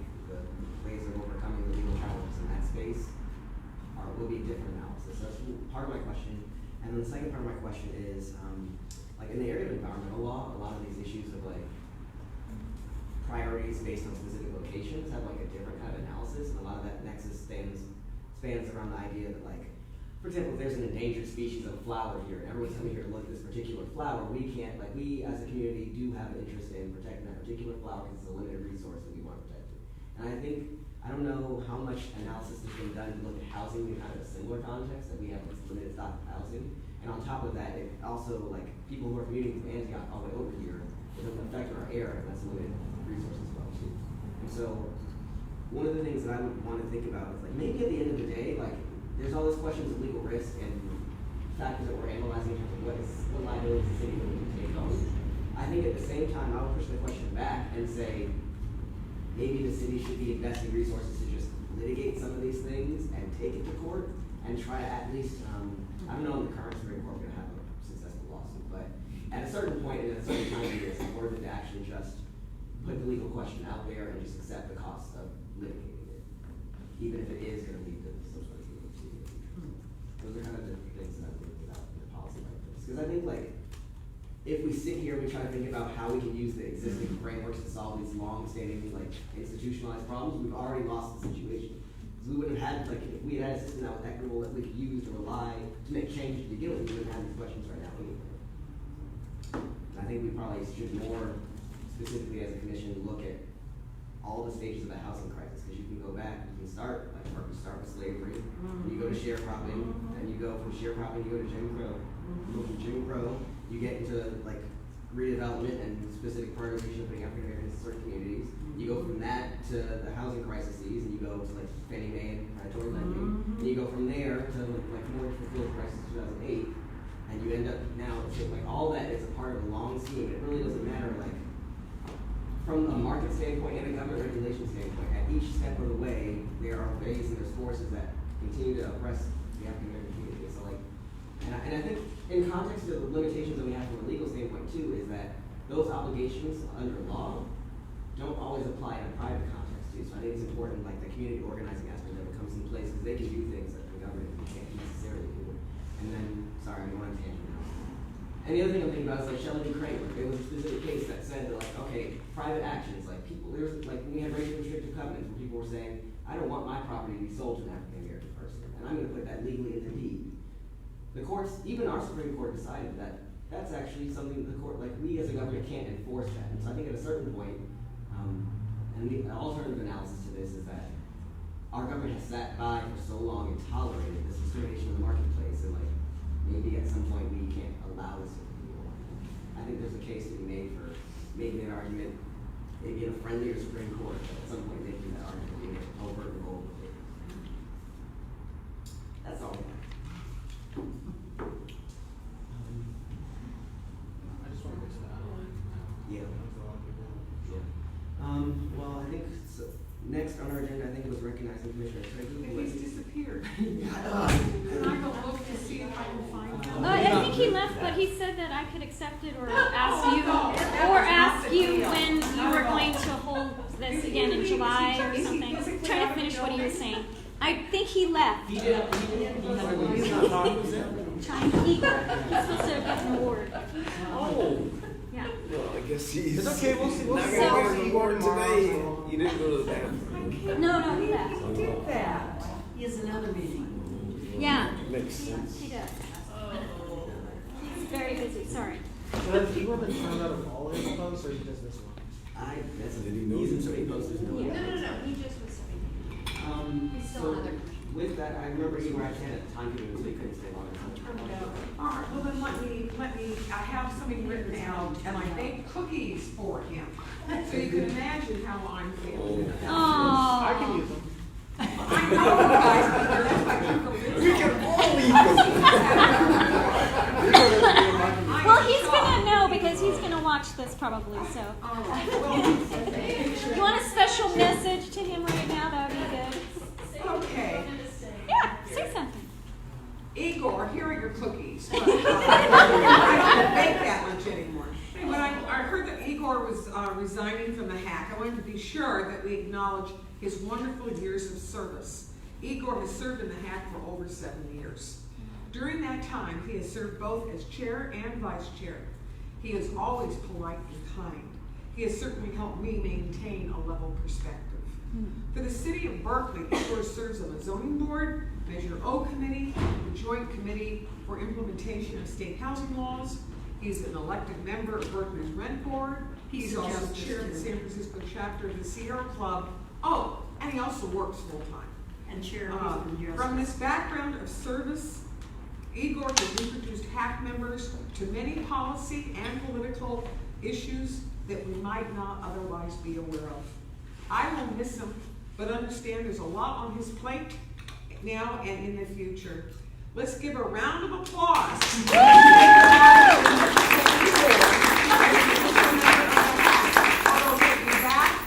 As a temporary member in the July meeting.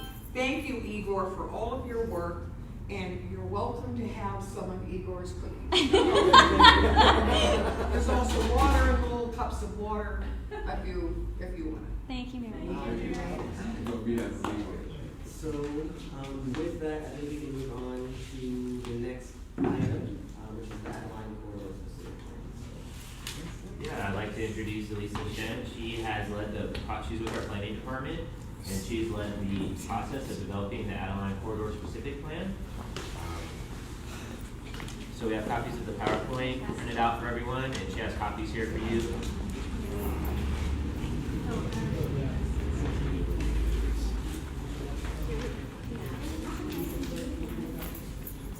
Here's some extra copies. Sorry, we did not get a projector tonight, so I printed copies. Maybe we could pass this around as well.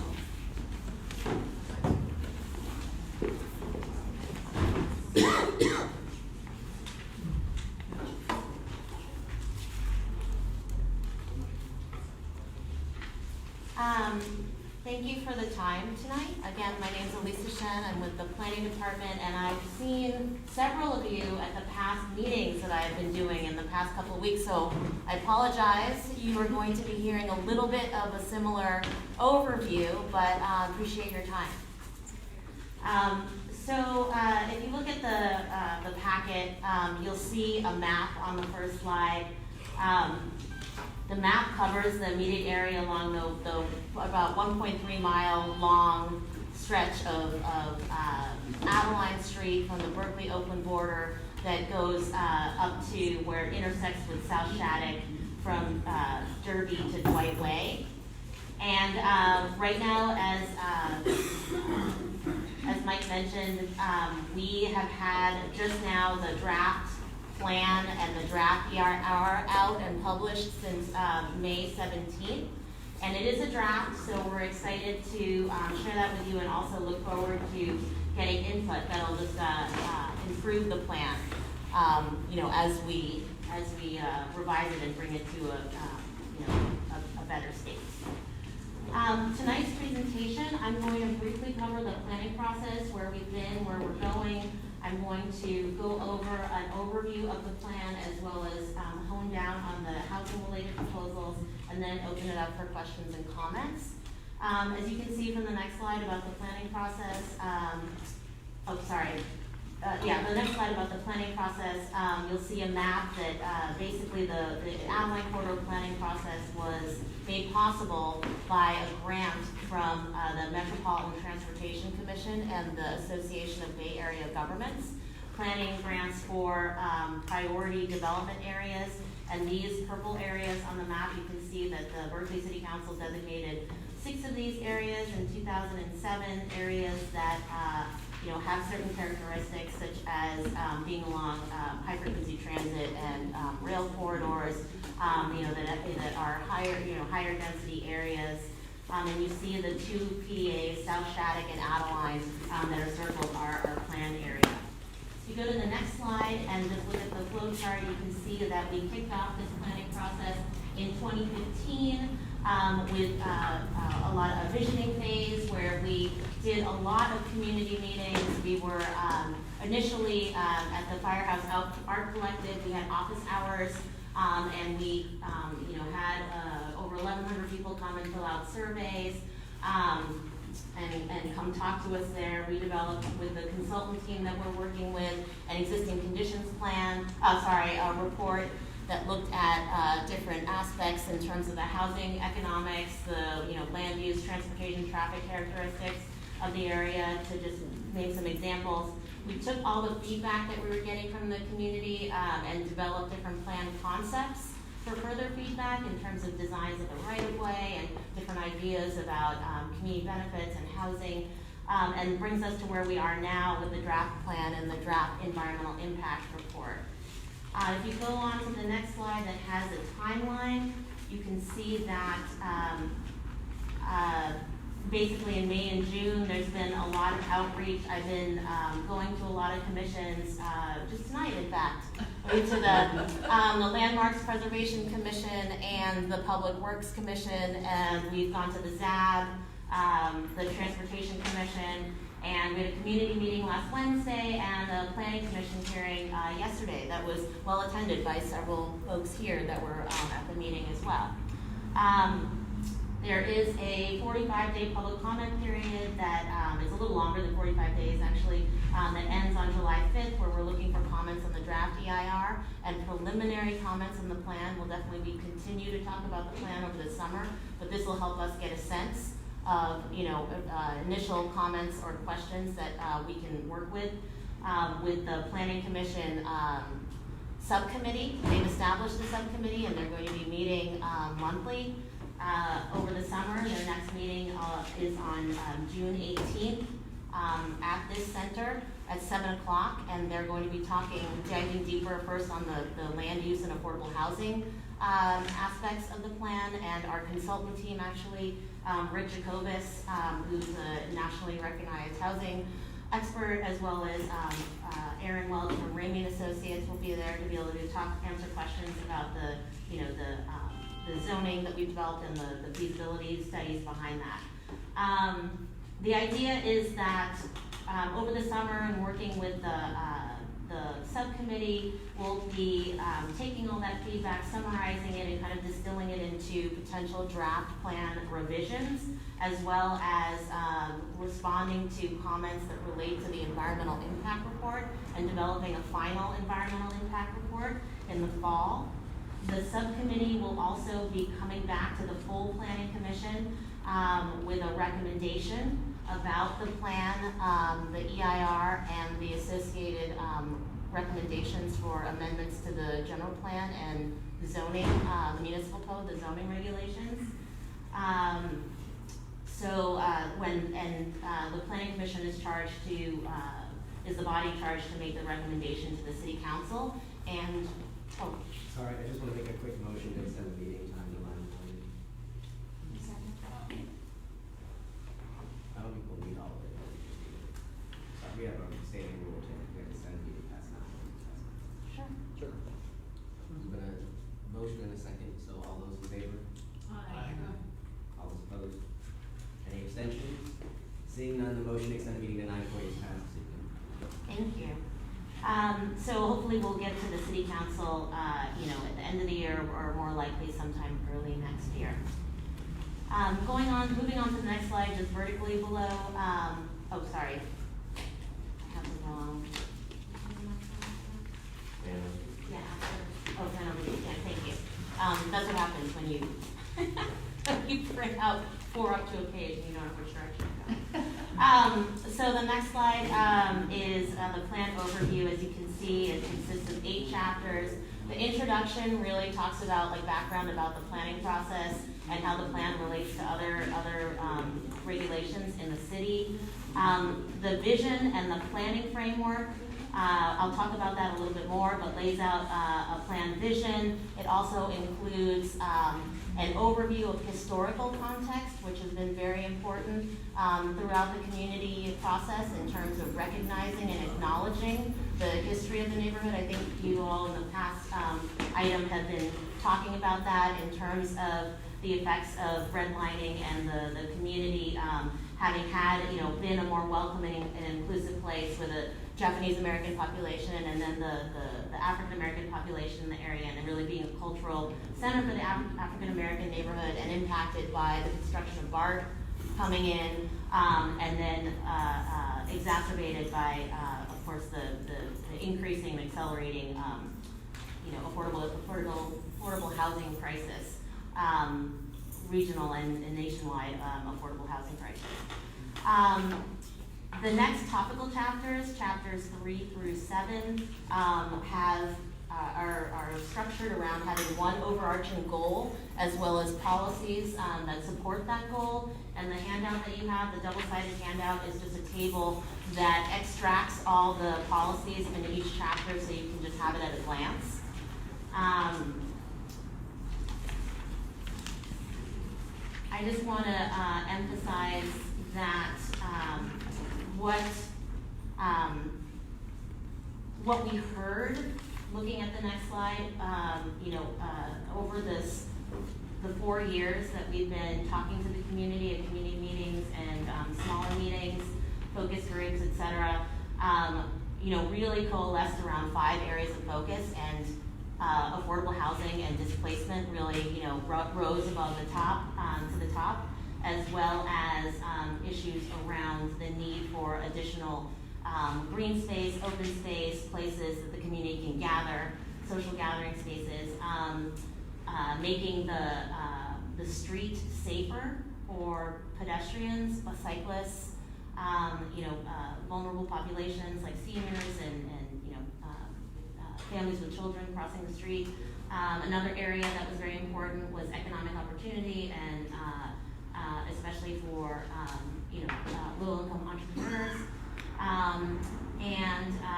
So that's really what guided the plan the draft plan that we have today. The plan vision that's articulated in the draft. What was also really important is basically focusing on how do we shape plan recommendations that focus on existing community and existing resources. How do we make sure that the benefits of future growth and development are directed back to the existing community?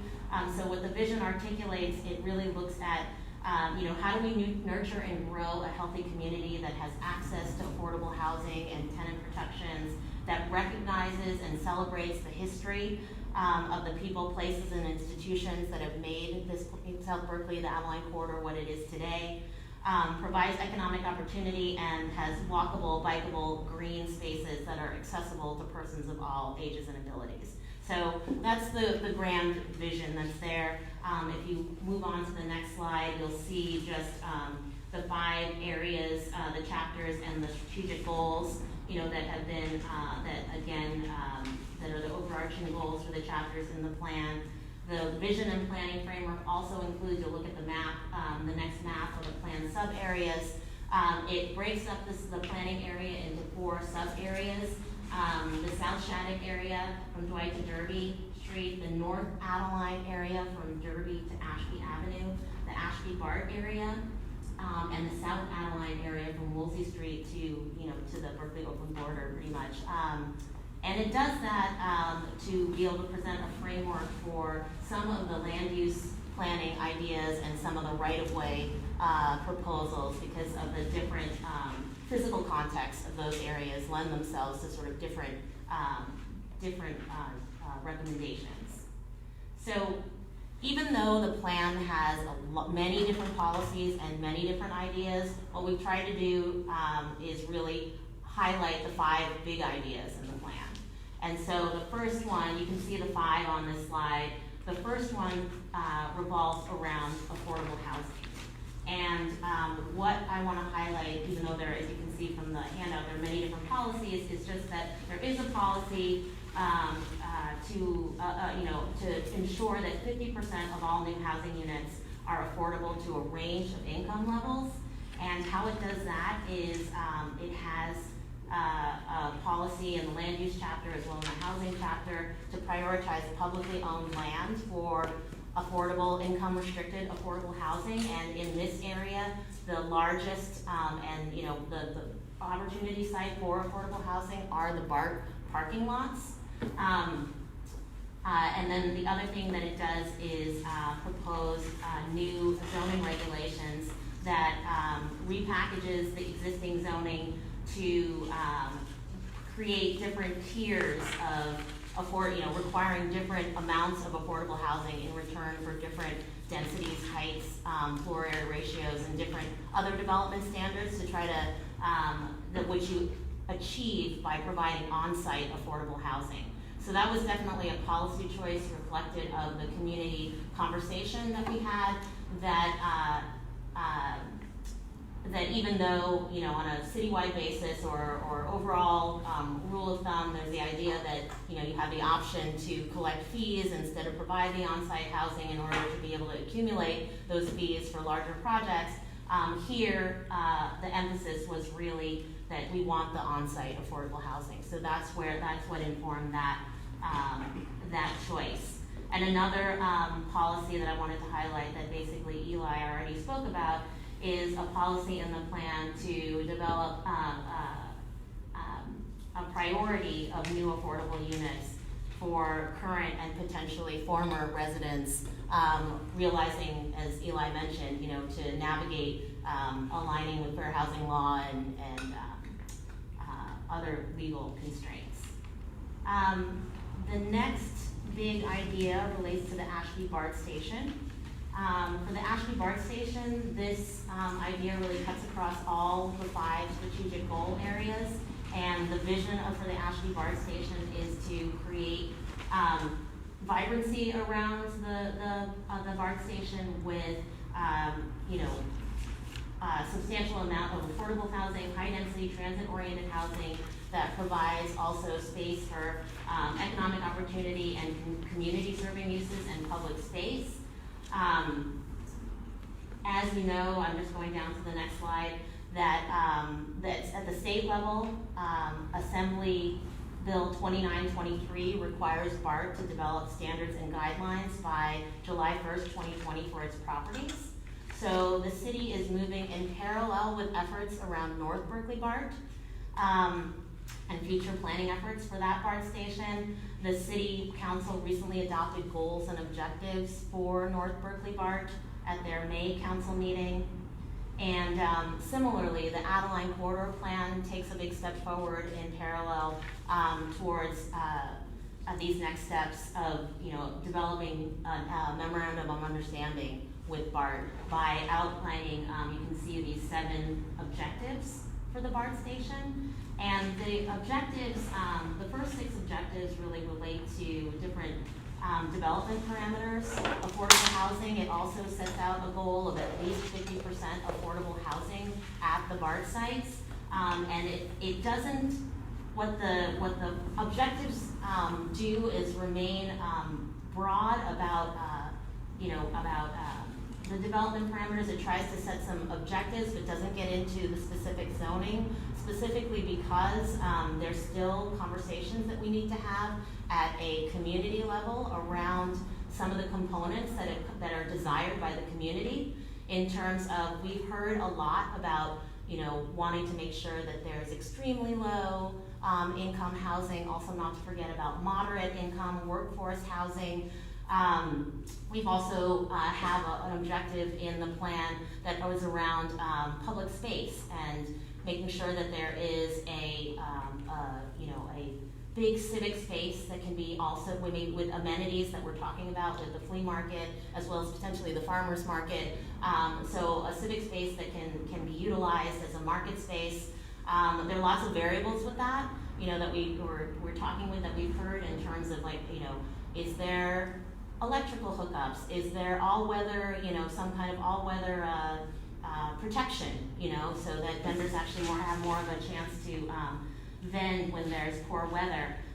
There's also things that people have talked about, like subsidized space for, commercial space for nonprofits. There is a separate effort from the community that's been going on for the past 8 years, where community members have been talking about the creation of an African American Holistic Resource Center. And the feasibility that was done by that group that was also partially funded by the city, and it's in the city's strategic plan, showed that they're looking, a lot of potential locations. that could be along the Adeline corridor in existing buildings, or, you know, maybe it could be part of this future BART redevelopment. So because there's so many things that are being discussed, we don't get into a design or detailed development parameters. That needs to come with the parallel efforts with BART and the MOU and getting more detailed there. The seventh objective you see on that slide is a process and engagements objective, and that relates to the city and BART creating a stationary advisory group. You know, that still needs to be defined in terms of, you know, from the mayor's office and in consultation with Councilmember Bartlett and the BART director for this area, Latifah Simon. The third big idea relates to a business improvement district. Even though the economic opportunity chapter has many different strategies related to supporting small businesses, attracting new businesses, and supporting existing nonprofits and other organizations in the city, and placemaking ideas to help activate the area and help businesses, you know, attract customers. We wanted to highlight the business improvement district because this idea, even though it's challenging in terms of needing to do the outreach and study so that the majority of property owners and business owners are on board with creating such a district, that allows for an entity that has the capacity and paid staff and the budget to really be able to spearhead some of these recommendations that are in the chapter that would be over and above what the city staff could do that are looking at helping the entire city. The fourth big idea relates to a right-of-way redesign concept, and this concept is really a high-level design. What it does is, because of the wide right-of-way of Shattuck and Adeline streets, what we were really looking at is how do you, and talking with the community about, is how do you reimagine the street and utilize some of the surplus street that's not needed for car circulation for other things. And so right now where we are with this is this design that generally seeks to, it shortens pedestrian crossing distances, includes protected bikeways along the street, as well as has other streetscape amenities like recommends pedestrian scale street lighting and other improvements that are ADA requirements. If you go to the next slide about the street redesign, you'll see that I'm just highlighting two sections of the right-of-way redesign. In North Adeline, the area from Derby to Ashby, there were different discussions about what to do in this area that already has a wide central median. You know, do we use the extra space and widen that median? Do we take that space and move it to one side instead of being between the lanes of traffic? So right now, you know, what is in the draft is the concept to move that space to have approximately 38-foot open public space, which could be green space or linear plaza. You know, that still has to be decided and designed.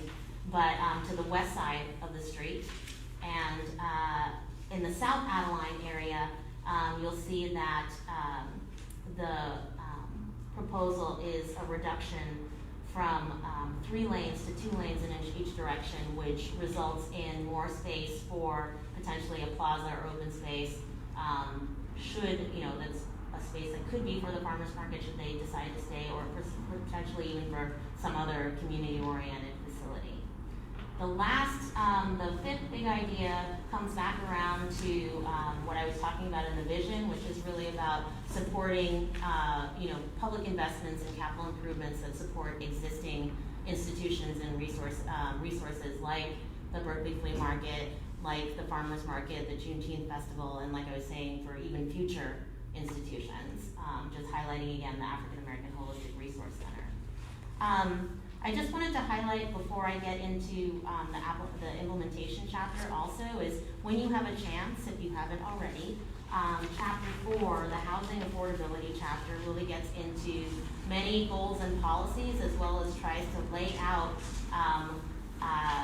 a lot of the parameters in terms of what the trade-offs or what it really takes to, build various substantial amounts of affordable housing in terms of the amount of local subsidy needed, as well as the, because of the way the state funding and low-income housing tax credits are done, really lays out that, if you go this path, this is how much additional funding, probably more, like the existing need a substantial allocation, in terms of the existing Measure O, which the plan can't control, but, obviously can make a recommendation, and there are other, decision makers in terms of the Measure O Oversight Committee and the City Council that really controls that, but it just lays out that there's substantial local funding and probably future bond issues that would be needed, to build out the kind of levels of affordable housing that have been talked about in the community process.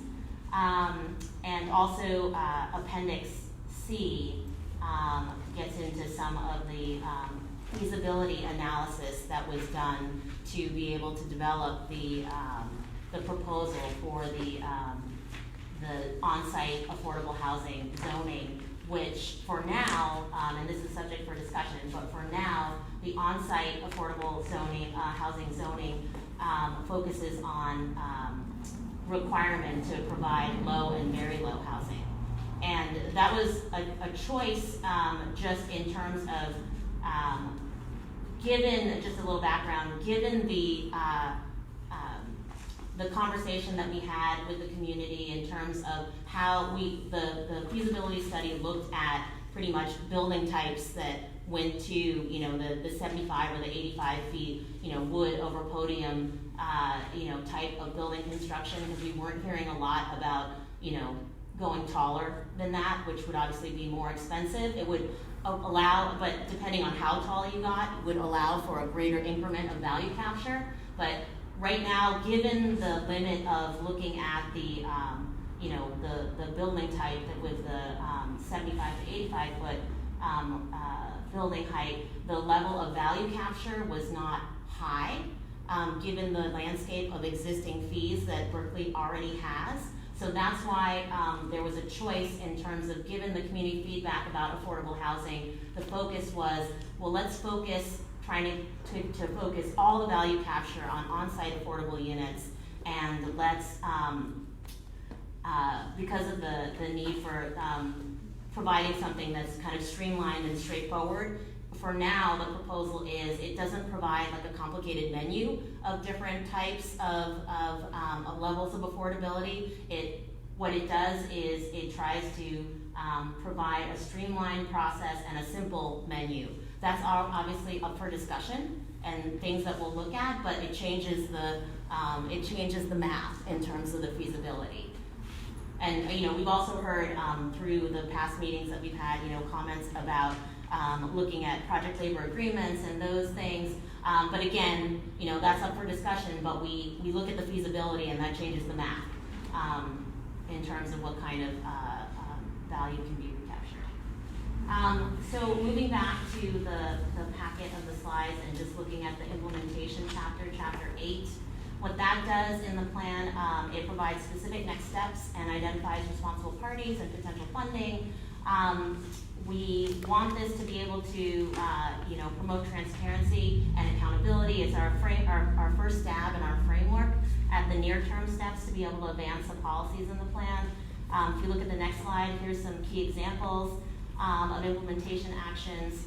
There are a couple that relate to plan administration, and the city has established a cross-departmental implementation team, since so many of these things really rely on close coordination with the housing department, the economic development department, public works, parks, just to start as a core group, and of course we can bring in other people as needed. And we're also committing to an annual progress update to council. We need to, some of the metrics that we are thinking of is tracking, clear tracking in terms of communication about status with the Ashby-Bart process, as well as units, affordable units developed, in the planned area and at what affordability levels. Those are just some ideas. We look forward to comments and input about other metrics that would be helpful to track.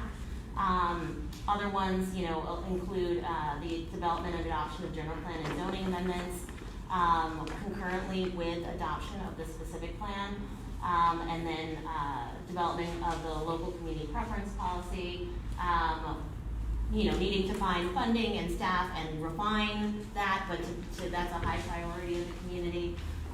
So that's just some examples from that chapter. And lastly, I guess I'll just conclude that we're looking again for comments on the EIR and the CEQA process by July 5th. We're also asking, that's also a good marker for us just for your preliminary comments on the draft plan, so that we have a sense of what people are thinking about the draft plan to be able to work with the subcommittee of the Planning Commission. And there are opportunities to follow that subcommittee, and all information about these meetings will be on the project website, or you can sign up for the email distribution list. So with that, I'd like to open it up to questions or comments. We'll see if there's public comment first, and then we'll take questions. If you have public comment cards, I can collect them. Thank you. Of course.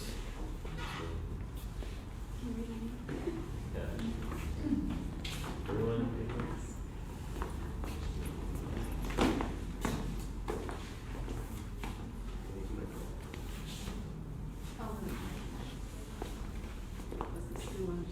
Yeah, is it on time? Whoever this is.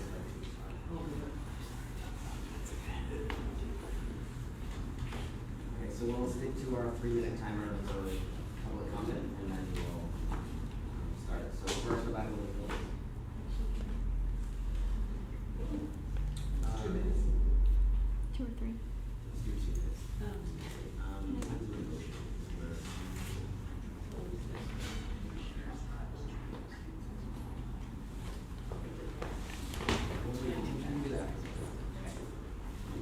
Yeah? Okay. Christine Schwartz, good evening. And Igor does extend his thanks and gratitude to everyone. I just wanted to say that I was concerned about and thank you for the very nice presentation, all your hard work. That I was concerned about the affordable housing portion. Yesterday I was at the planning meeting, and there was a person on the commission who stated there was no guarantee that we were going to even get any affordable housing unless it was strictly, put in plan. And that really concerned me because I had been talking at these meetings about affordable housing. Everybody knows a lot. Affordable housing, affordable housing, affordable housing. And I would like to raise this issue to you and see if there is something that the HAC can do to actually implement that and mitigate the problem of affordable housing and the need and gentrification, discrimination, and all that. So if you could put that on the agenda, I don't know how that works, but that's what my concern is. I have other concerns too, but I don't want to delay this process, so I'm just going to go sit down. Thanks. Next, I have Willie Phillips. Yep. Well, someone else can do it before me. Carol. Oh, okay. I want to give you my email to get the models and okay, so I'm speaking as an individual in terms of that I want to share that the Homeless Commission, or I've placed on the agenda for the Homeless Commission to address an issue next week regarding the Adeline corridor. Because when I reviewed the plan as to private housing, there were provisions for low income and very low income, and there are no provisions for any set aside of extremely low income units. And yet at the same time, you have this summary of the plans that says, regarding homelessness, continue to implement the 2018 strategic plan, and it's supposed to be consistent with the 1,000-person plan. But the individuals that are homeless under the 1,000-person plan are all going to be in the extremely low income category. And there's just no provision for that in the Adeline program. So the recommendation that I'm bringing forward next week is that there be some set aside in terms of numbers or percentages for extremely low income persons. Thank you. Next, Betsy Thacker. Thaggart, yes. And my colleagues Ariella and Teresa are also here. Yeah, we're together because this is our mandate.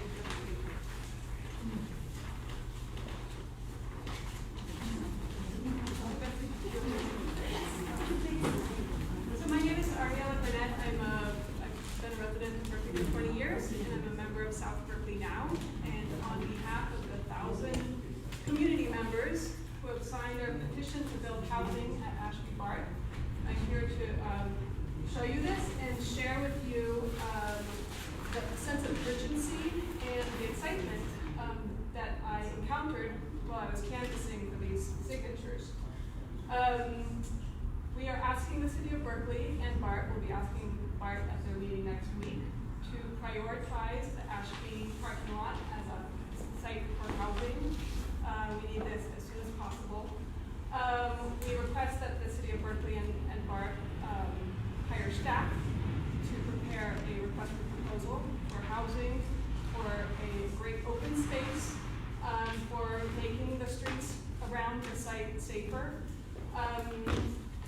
Also, our goals that we outlined on this petition called for maximum housing for all income levels.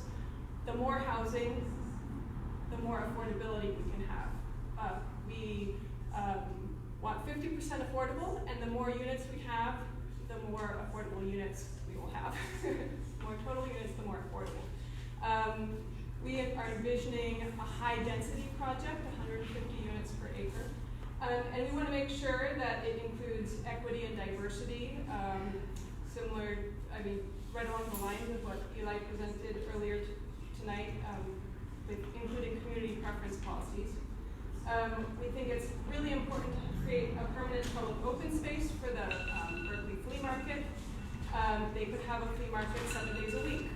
And again, to build safer streets, because there's been so many accidents recently.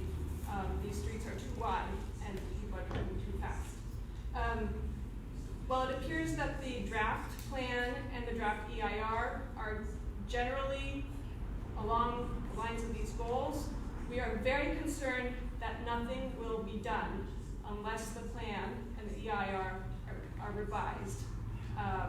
We need the EIR to account for much greater housing levels than was calculated. And we would like a feasibility study done to actually study to see what's feasible in terms of density and zoning. Thank you for your time. Thank you very much. Did you want to say anything else? I'll look at that. Now you think you've come, take a look at the comments. They're really incredibly moving. I have a card in too. Teresa Clark. Yeah, I'm Teresa Clark. And as Ariel said, one of the concerns is there's no specific proposals for the Ashby Bar in the plan. So we really feel that that should be a little more detailed. Right now it's just TBD, and that means another many years of process. And this is a crisis. We really need the housing, we need affordable housing. And as someone said on the Planning Commission, there's no guarantee in the tiered zoning proposal for affordability. If all the developers decide, no, we're not going to build here, the only sites that we have control over are the Ashby Garden and public-owned land. And so we really need to get a plan spelled out for that, because that's where we know we can build housing, because we own that land, have control over it. And we have funding now, we have measure of funding.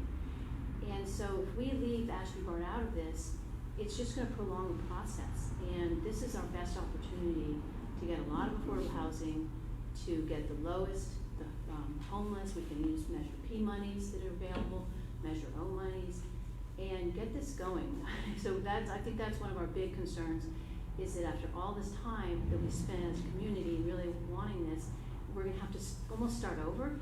And I feel like we just need to bite the bullet, get some, we think 150 units to the acre would be a good goal, minimum, because Harper Crossing is 125 units to the acre. That's a new senior that's right there, and that's not that big.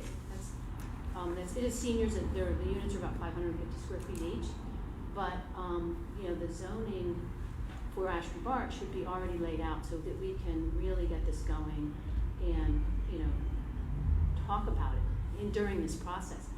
We don't need to wait for some committee, a whole nother committee process. So we really request that from the Housing Commission that, that you send a letter to the Planning Commission as well as the council to really ask for the housing on the publicly owned lands to be prioritized immediately.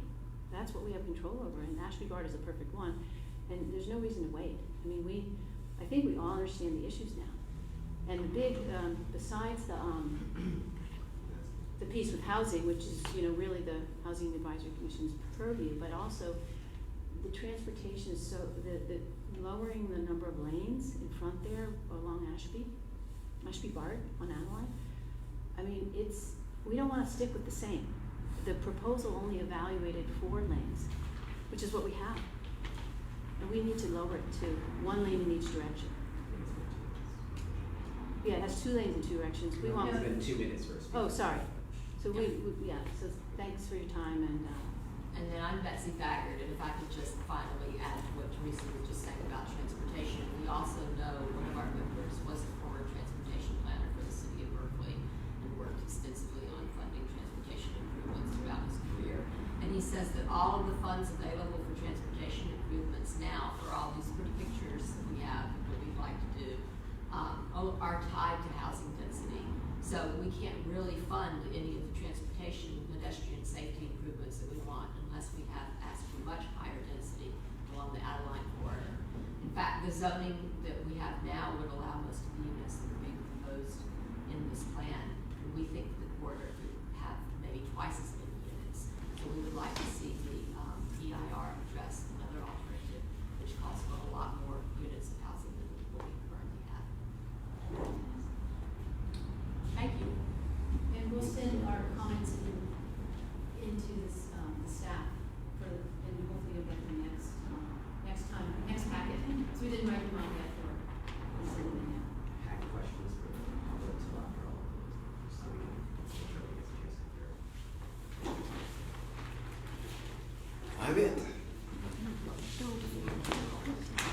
Good evening, everyone. I'm happy to be here. I don't say that in a lot of meetings, but I have to say I know most of you here, and I know that you're doing a great job in terms of representing the people.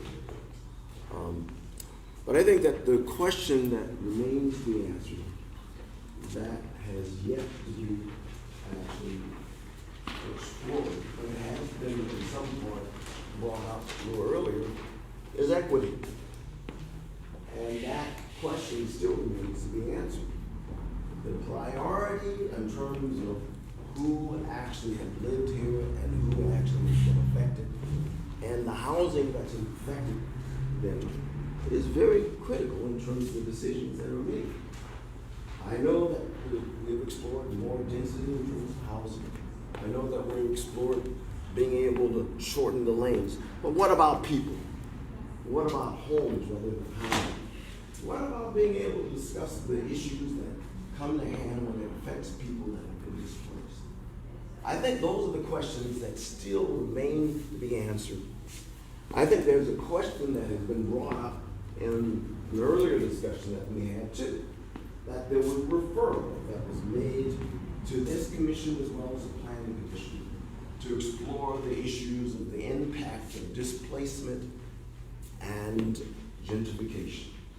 I think that it would be a very, very close hand to say that this particular commission plays a very important role in that because it deals with housing.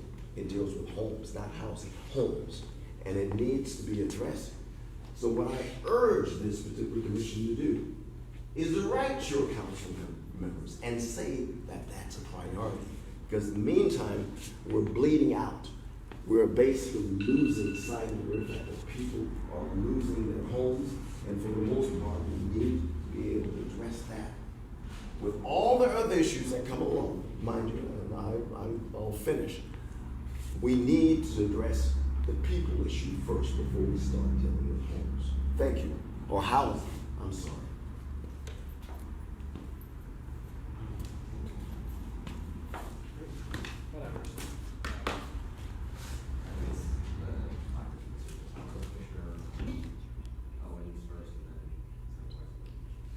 Okay, I'm gonna make my comments really quick. Someone said that they were worried there wasn't gonna be affordable housing included. I believe that was 2 people. You shouldn't worry. The BART TOD policy is that all projects on BART property have to have a minimum of 20% affordable housing. So there's no scenario in which there will be no affordable housing built on site. That's just TOD policy. Yeah. Secondly, personally, I mean, I don't live in South Berkeley. I was raised in West Berkeley. I have family members that live in South Berkeley. It's not that personal to me. But I would like to see, personally, Adeline cut down. I think those lanes are way too wide. They were widened because of the BART subway construction, and it's kind of a bygone period. A lot of people get hurt. It's so hard to cross at night. That's something personal for me, so I'd like to see them shortened. And lastly, I just want to say, we were just talking about redlining and stuff, and I'm looking at Berkeley's TOD plan, and it's just very weak. I mean, look, I was in elementary school when it was written, so I obviously didn't have any input, but I mean, it basically just touches corridors in Southwest Berkeley, and South and West Berkeley, but Oakland basically hits Rock Ridge and Temescal, and I just think, like, I don't know, that's very weak to me, but whatever. I mean, we couldn't touch North Shattuck, we couldn't touch Hopkins, just whatever, but that's my take. So, I'll leave my comment.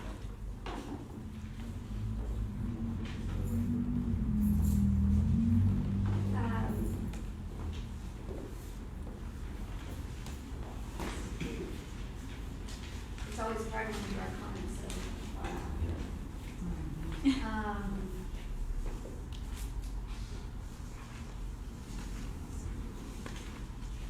Well, I guess I can't even remember what my comments were when you spoke, but I'll look onto it. But I did have a question just in terms of,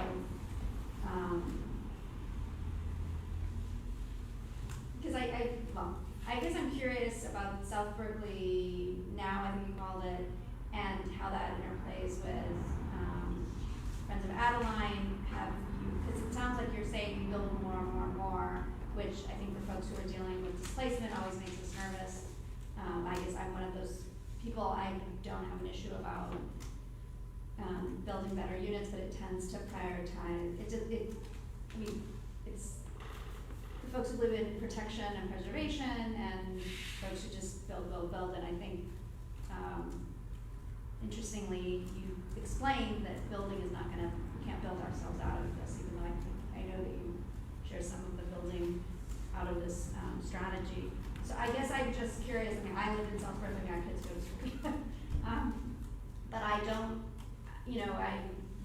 I think that one of the most dynamic groups in the East Bay is Friends of Adeline, and so I'm curious why you created a separate one. And frankly, the 3 of you are all white women, and one of the things obviously we've been talking about is the loss of the Black community here, and so I'm concerned that what is that reflective of? I mean, and how has Friends of Adeline interacted with what you're proposing? So I can speak to that. I can speak to that if you want to speak. Well, I was going to ask how many people actually live in South Berkeley to comment on it. You don't live in South Berkeley, do you? We all live in South Berkeley. Well, it's just because you always represent folks that aren't. You can all speak to it. No, I mean, we've been on commissions together, so I apologize. I didn't realize. So, actually, Friends of Adeline and our group share a lot of things in common. I think, one of the things we don't necessarily necessarily share is that we think that maximizing housing for all income levels, not just the very low and low, is important because we feel that that will lower the pressure on our existing rental housing stock that's rent controlled, which right now has a lot of pressure on it.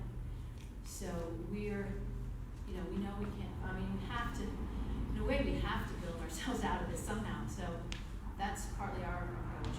All of us who started the group live in South Berkeley. I live a half block from the bar, lived there for over 35 years.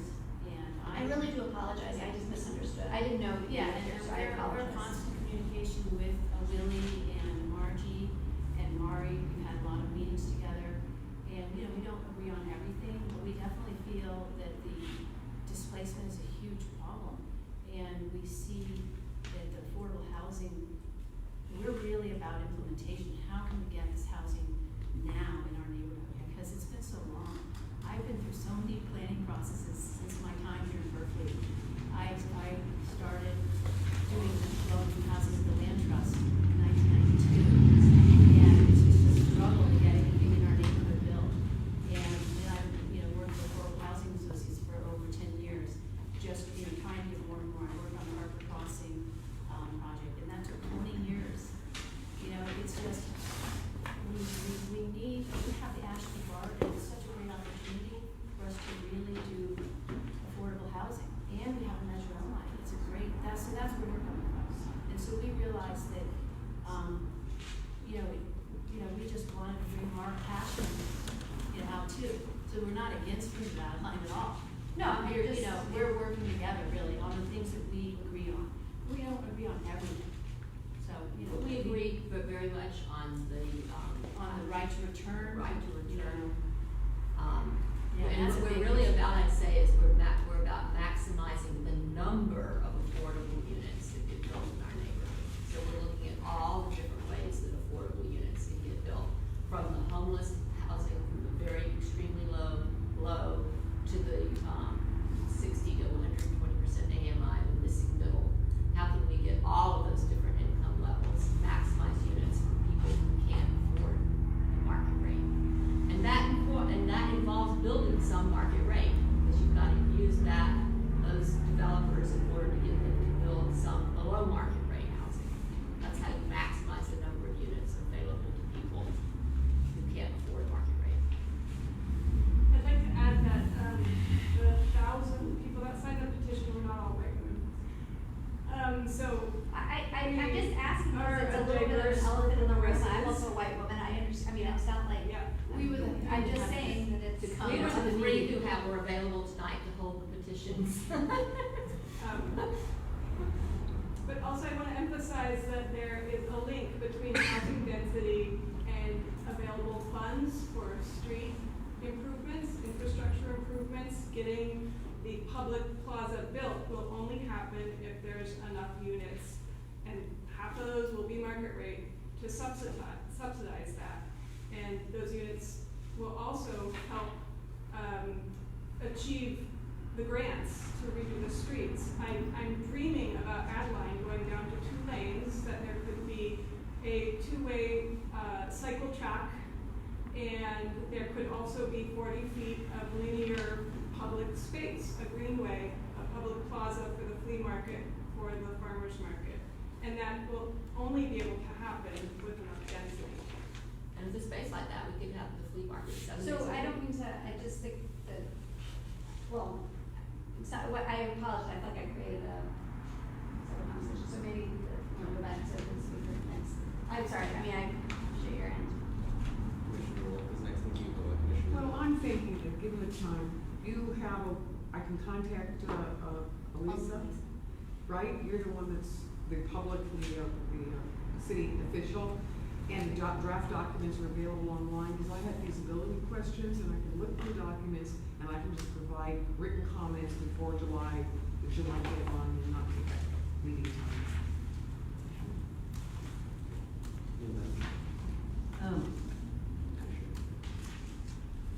I don't want to take anybody too much more time either, because I'm sure everybody will want to say. We want to hear what you have to say, take all the time you want. So, I mean, it's a complex issue here because as kind of what you alluded to earlier in terms of how our society's been manipulated in the beginning. So the manipulations of giving density, like when we see developments, we're giving density for nothing for out of 50 units, 10 units or 5 units. Like the rubric doesn't kind of work, and it doesn't. There's no equity in what ends up being provided for units. Like you're saying, like 20% is not really going to be anything to combat. So I don't. And density, big is not always better. Like there's a mindfulness, especially now with all of the other concerns as our way of living has depleted all of our ability to even continue to survive on this planet. I mean, we're in a crisis on climate and other things of just basic being here on this planet. So big is not better. We have to be mindful of that aspect, but the housing should be spread out throughout the city of Berkeley. Like we don't just, Ashby Bar isn't just this place where we're gonna just put massive amounts of housing and I think Elisa did come up with that the base number of units is where they take the percentage from, so that when you do get bigger, you still don't really get that many more units. So again, the rubrics that the government creates, even like with the welfare system, where people are working and it pays to work and you're gonna get assistance, you're not really, it's a trap. And it's not really equitably distributing like the wealth that we actually do have as a community equitably into all people who are here. So where we disagree is that definitely the density, the mindfulness about how we, well, and I want to speak to also just like getting things done. Like that's kind of another one of those like arguments that kind of makes an excuse to just do something drastic. If we waited this long, let's do something right then. Let's be mindful. Let's really think about how we can incorporate things outside the box or be more creative with how we can have something that actually is equitable, that actually is going to be reflective of more of the community than people who can just come in and they know the numbers, we know how to do the deals, we know how to get this stuff done, and let's just get it done. So I just think that we can be more mindful, and I think we can be more equitable, and I think we need to challenge ourselves, and I think it's doable. It's like there are resources, and we can work smarter with the resources that we have, and I think we can also be more creative, and so yeah, we should take those things into account as we continue to explore this. Commissioner Sargent in the queue next, and then I have myself after. Chair, you can extend the time.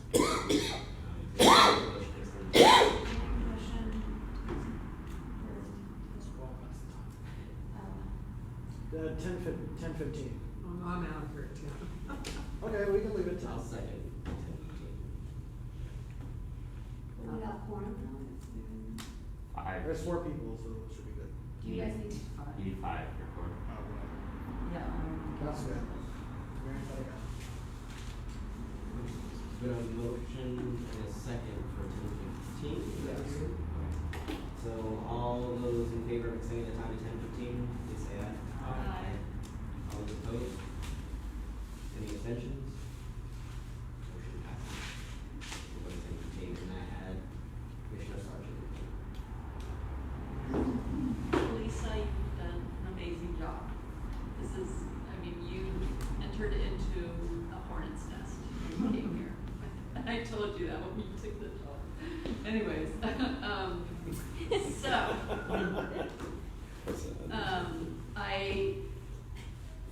I've been tracking this for many, many years, and I feel like I'm stuck in the middle because I understand that I am the gentrifier, just as you were saying that to yourself.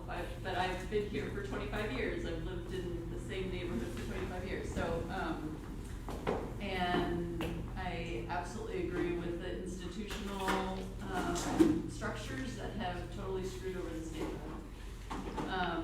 My background is in affordable housing, policy, and development, and finance, and I wanna see affordable housing here. I understand the complications with affordable housing, that it's not affordable, as deeply affordable as we want. So I agree with ELI, inclusion of ELI as a requirement. And that may not even get there to do the transitional from homeless housing.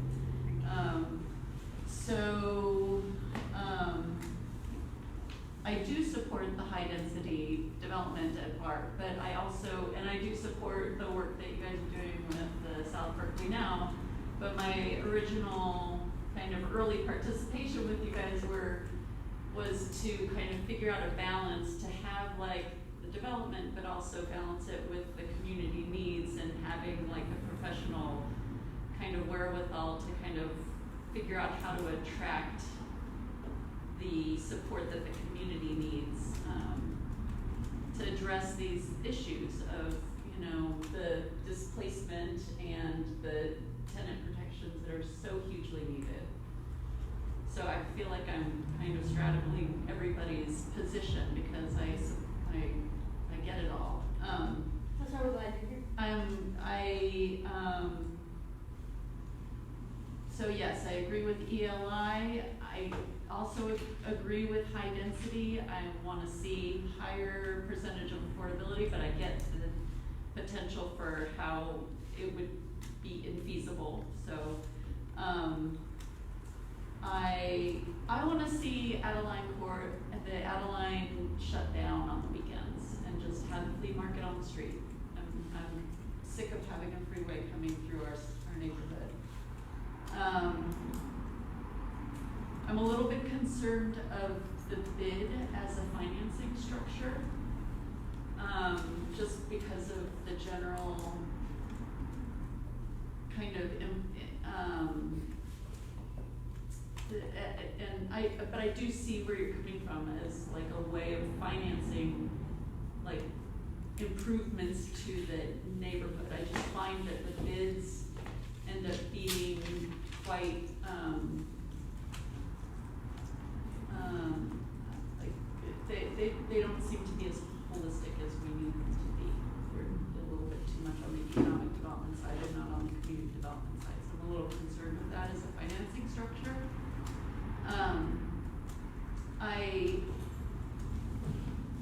I get the linking of transportation and housing. That is where all of this is going.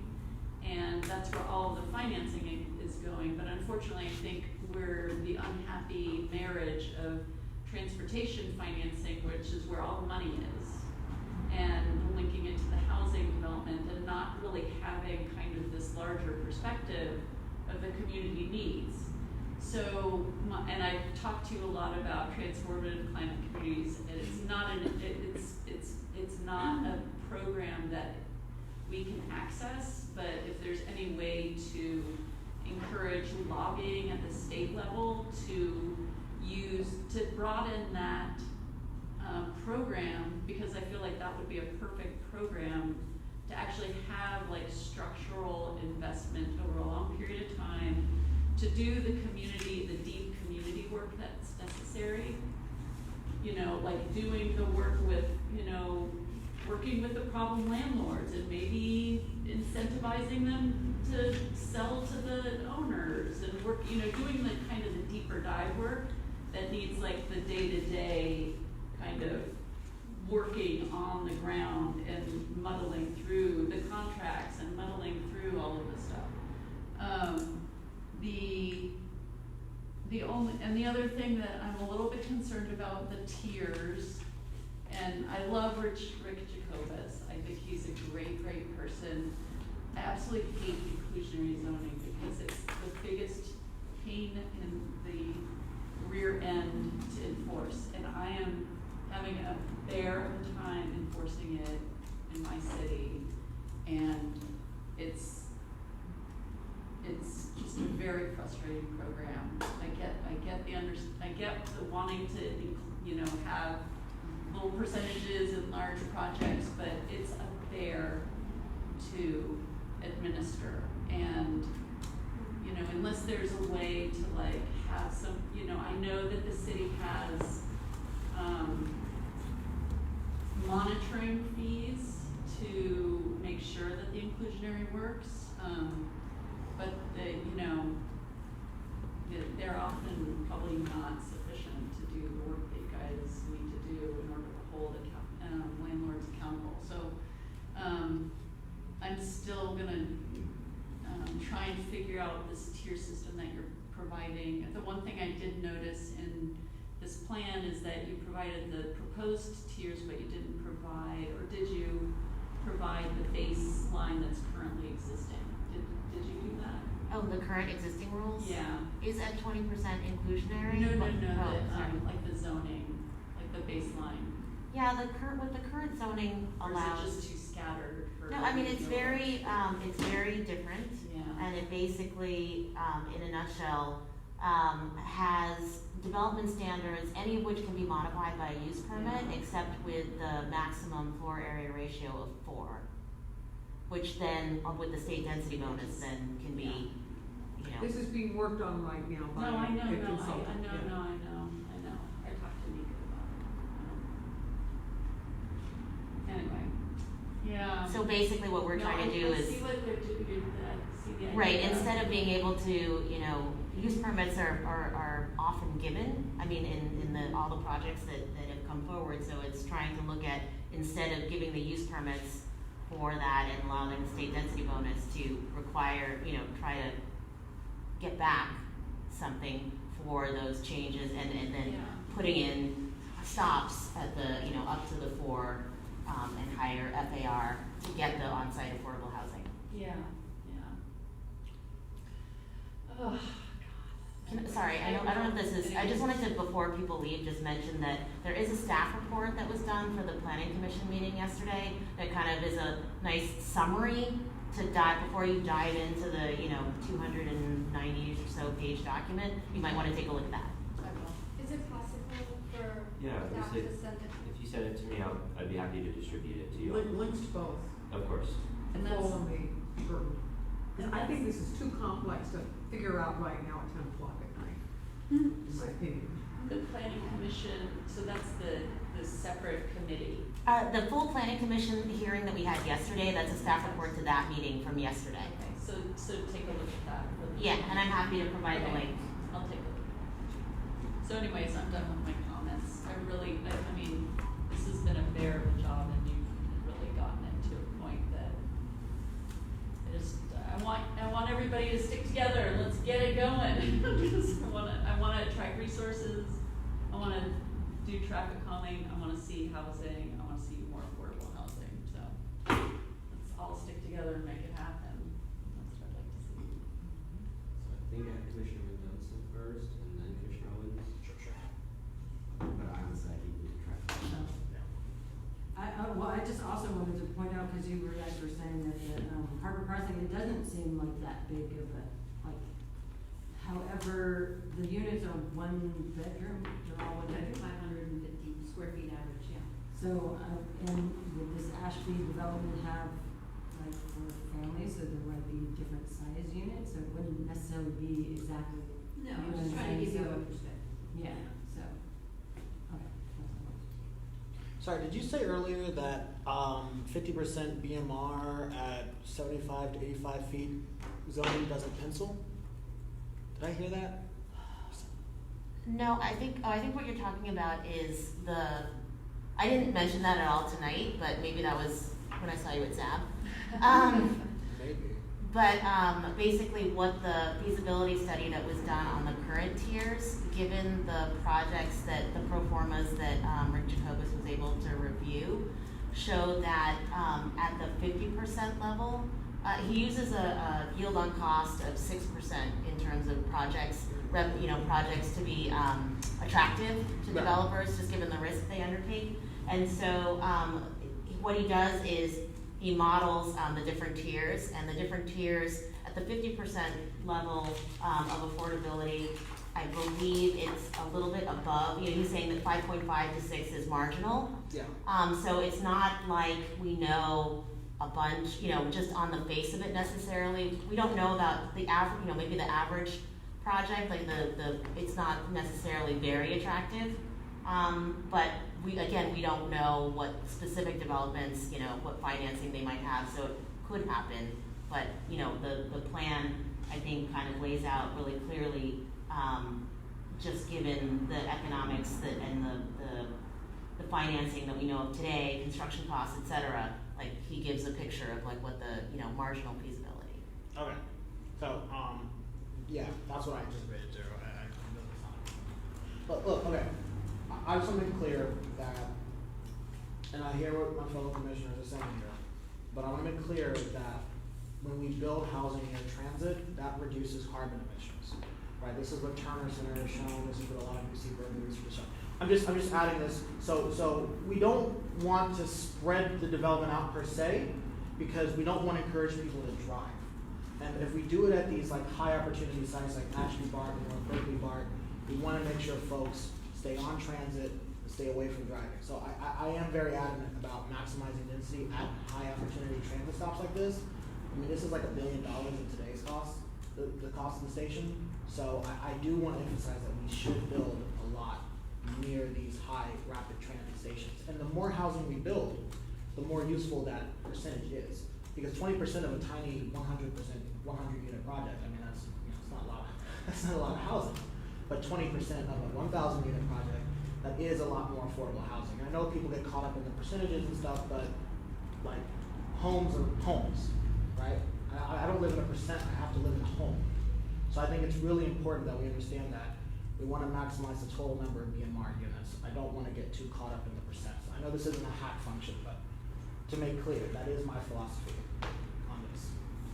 Commissioner Simon-Weisberg, Commissioner Sargent. I just think that it's important. I think that the point about it all being here is just more the tradition that we've been building low-income housing in already low-income communities, and so I think that the question is more like North Berkeley Art should have affordable housing just like the South Berkeley Art would. And I think that was one of my questions that I wanted to answer at some point, but is to kind of compare what it shouldn't be very different to what we're doing in North Berkeley Art versus here. Like both of them should have affordable housing, and I think I have a concern that, and I think that's the concern is that we have a community that's less resourced, and yet then we're going to build all affordable housing is only targeted here. I mean, at the same time, we want it here too. So I think it's, right. I think that's more what we're saying is we want it all over the city as well as here. The other thing about arguing about the environment is that what we do know is that people who, low-income folks living at close to transport don't use cars. Rich people living in Bart have cars. And I say this having lived in LA where they created these monster buildings on top of the equivalent of BART, it's the metro system, and big, beautiful thing, and the parking got out of control. And yes, the people who lived in the low-income units were using the public transportation, but I think I find it really frustrating when people talk about the environmental benefits when we forget to say that every time those studies are done, it's low-income folks living near BART, living in high-density public transportation. And so I think it's because rich people still buy cars and have cars. So it's, so I think that's. I totally agree. Agree. And I think this should be 100% affordable, and I think it should, and BART should give it to what is it called? One of the nonprofit developers for free, and then I think that we don't have to have, these high market, and I don't know what market is, because I don't know anybody who can really afford, $4,000 a month, because people really aren't making, the average, most people are not making millions of dollars. I mean, it would be mostly students. That's what we saw at Stone's Fire, it's mostly students living there. Well, but we should be building for I totally agree. For students. I totally agree. My concern is if we do a 100% affordable housing project, like that only results in say 45 or 60 something units versus a cross-subsidized market rate project that gets 60 to 80 something low-income units. That is less low-income housing. To be clear. But I guess my question is, I would like to hear. I think if we said this project only could go to affordable units, it would be for like the cost of the land would be zero. I mean, because these are all political deals that can be made, and that only nonprofit developers can apply. And those are the rules of the game, and then we do as many as we can, then fine. But I just think this idea that we have to like make sure developers get to have a piece of this pie, it's not private developers and for-profit developers. I mean, that's what Trump's entire inheritance was based on, was rich people using government money to build shitty housing for poor people. And I don't want to be part of that. I want us. Big change loans in the suburbs too. Anyway, Yeah. you got a piece of it anyways. Yeah. Commissioner Sargent and Q. I forgot a few points, and one point I wanted to respond to was, just in terms of the goods being your transit, I totally get it. Rich people drive too much. I'm just hoping that it's a long game that we're thinking about, like not our generation who's totally dependent on cars that we're building for, but it's for the transition to a non-car or a limited car or a shared car economy or, you know, better transit economy. So it's, you know, I kind of want to see this a long game and still keep it high density for your transit. Well, I agree on high density transit, I'm just saying it should be affordable high density. Affordable, okay. Yeah, my thing Sure. is it's gotta be affordable, Got it, okay. I think, I have no, yeah, it's just affordable in that, because the Got it. studies are showing that connection, not rich people. Well, hopefully rich people will stop driving too. You're amongst the guys. And I'm the problem, so, and then the only other two really minor things I wanted to say was the measure, like, so one of Teresa's, advocacy items was, you know, earmarking some of the Measure O monies for South Berkeley. So, bring that to the Measure O community committee. Anyways, it would do, yeah, so earmarking some of the Measure O money for us and for, the preference policy is really good one to advocate, but it shouldn't be the center stone because it's really not gonna do what we need it to do because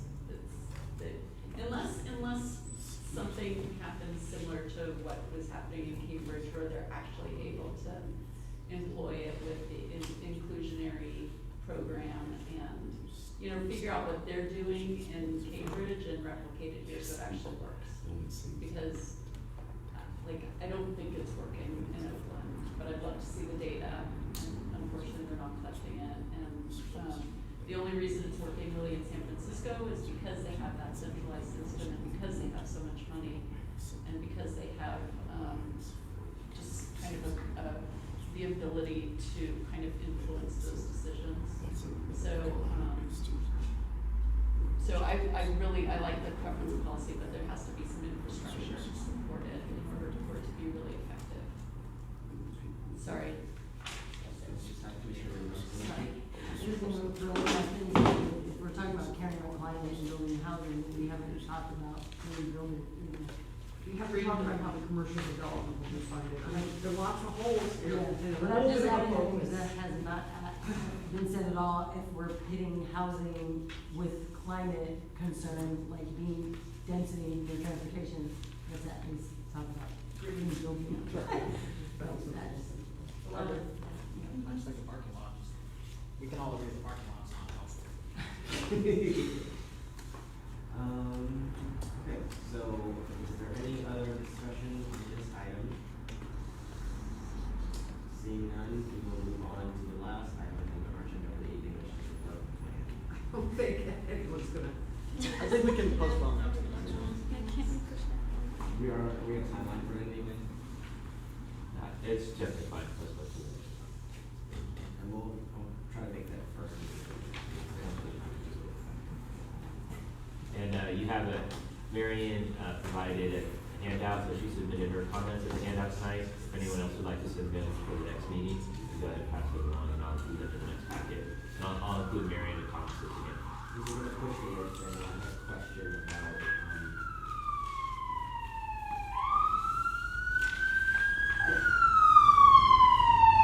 my approach to a lot of this process is that I'm not from the Atlanta corridor, but I'm not a member of that community. I hear about the equity lens of it, so I'm more concerned like what steps have been done in terms of like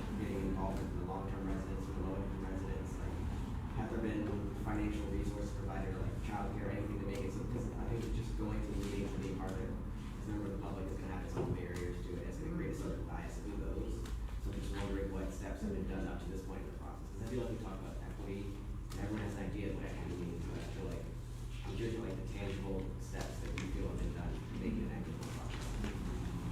That's a great question. I think that basically a year into the process, those concerns were being raised, in terms of the workshops we were having and who was showing up and who wasn't in the room.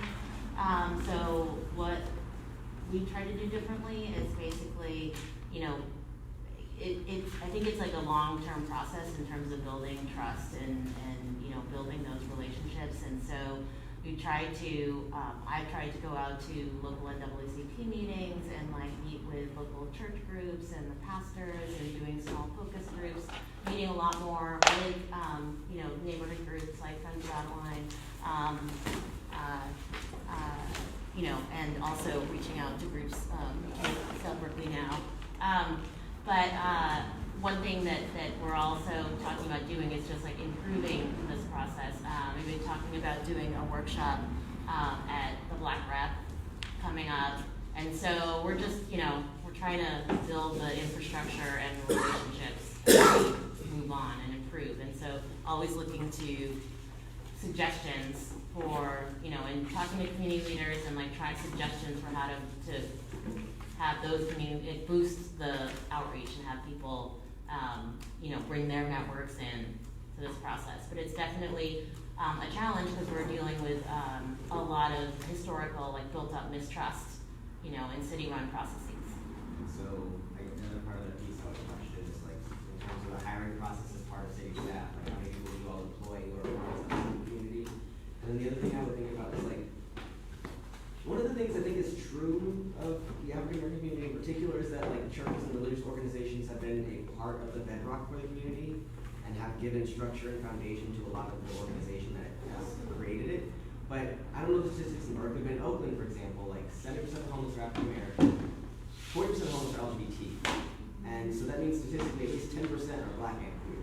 And so that's a demographic that if one of the bigger ways of reaching out to people is through religious organizations, that can be less of a method of doing that. So I don't necessarily know that that's true here. It could be, it might not be, but it's something I just want to put out there as a thought to think about too, in terms of that's a substantial population for homeless population just generally. And so as we think about who's impacted and who's affected by it, putting those two together has its advantage and disadvantage.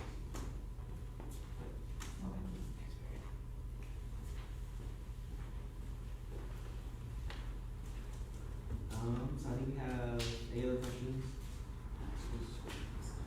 Okay. We have announcements or report or anything. It's on the agenda. People see it. I want to do public comment on 10D, just share something else. I think it's probably just good information. Can I do that? It's very brief. We didn't talk. It's the smoking one? We didn't talk about it. Oh, okay. It's gonna be on July. Igor wants to be part of that discussion. Okay, so 10D, I wanted to state what we were gonna bring, or I'm bringing before the Homeless Commission that's on our agenda for next week that's related to this. Would that be appropriate to state? Okay, so, and again, I'm saying this is individual, because the recommendation is coming forward next week.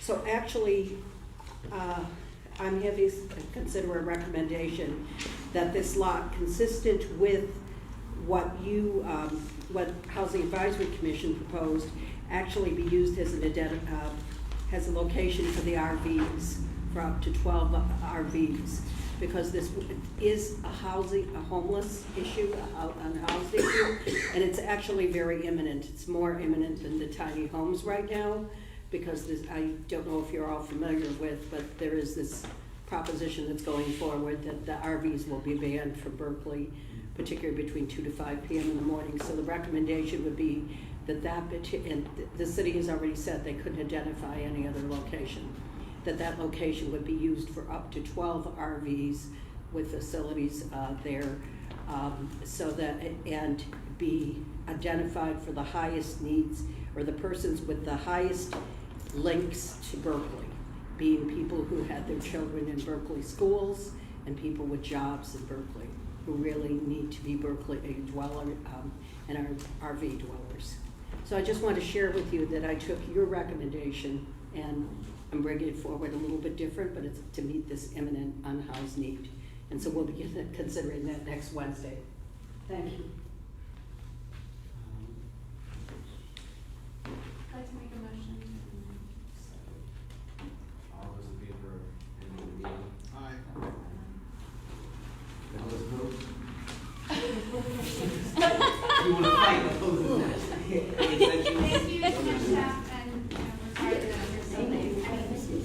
I always forget that you guys are all stuck here too. Please note, one of your handouts is a report that's going to council from the Metro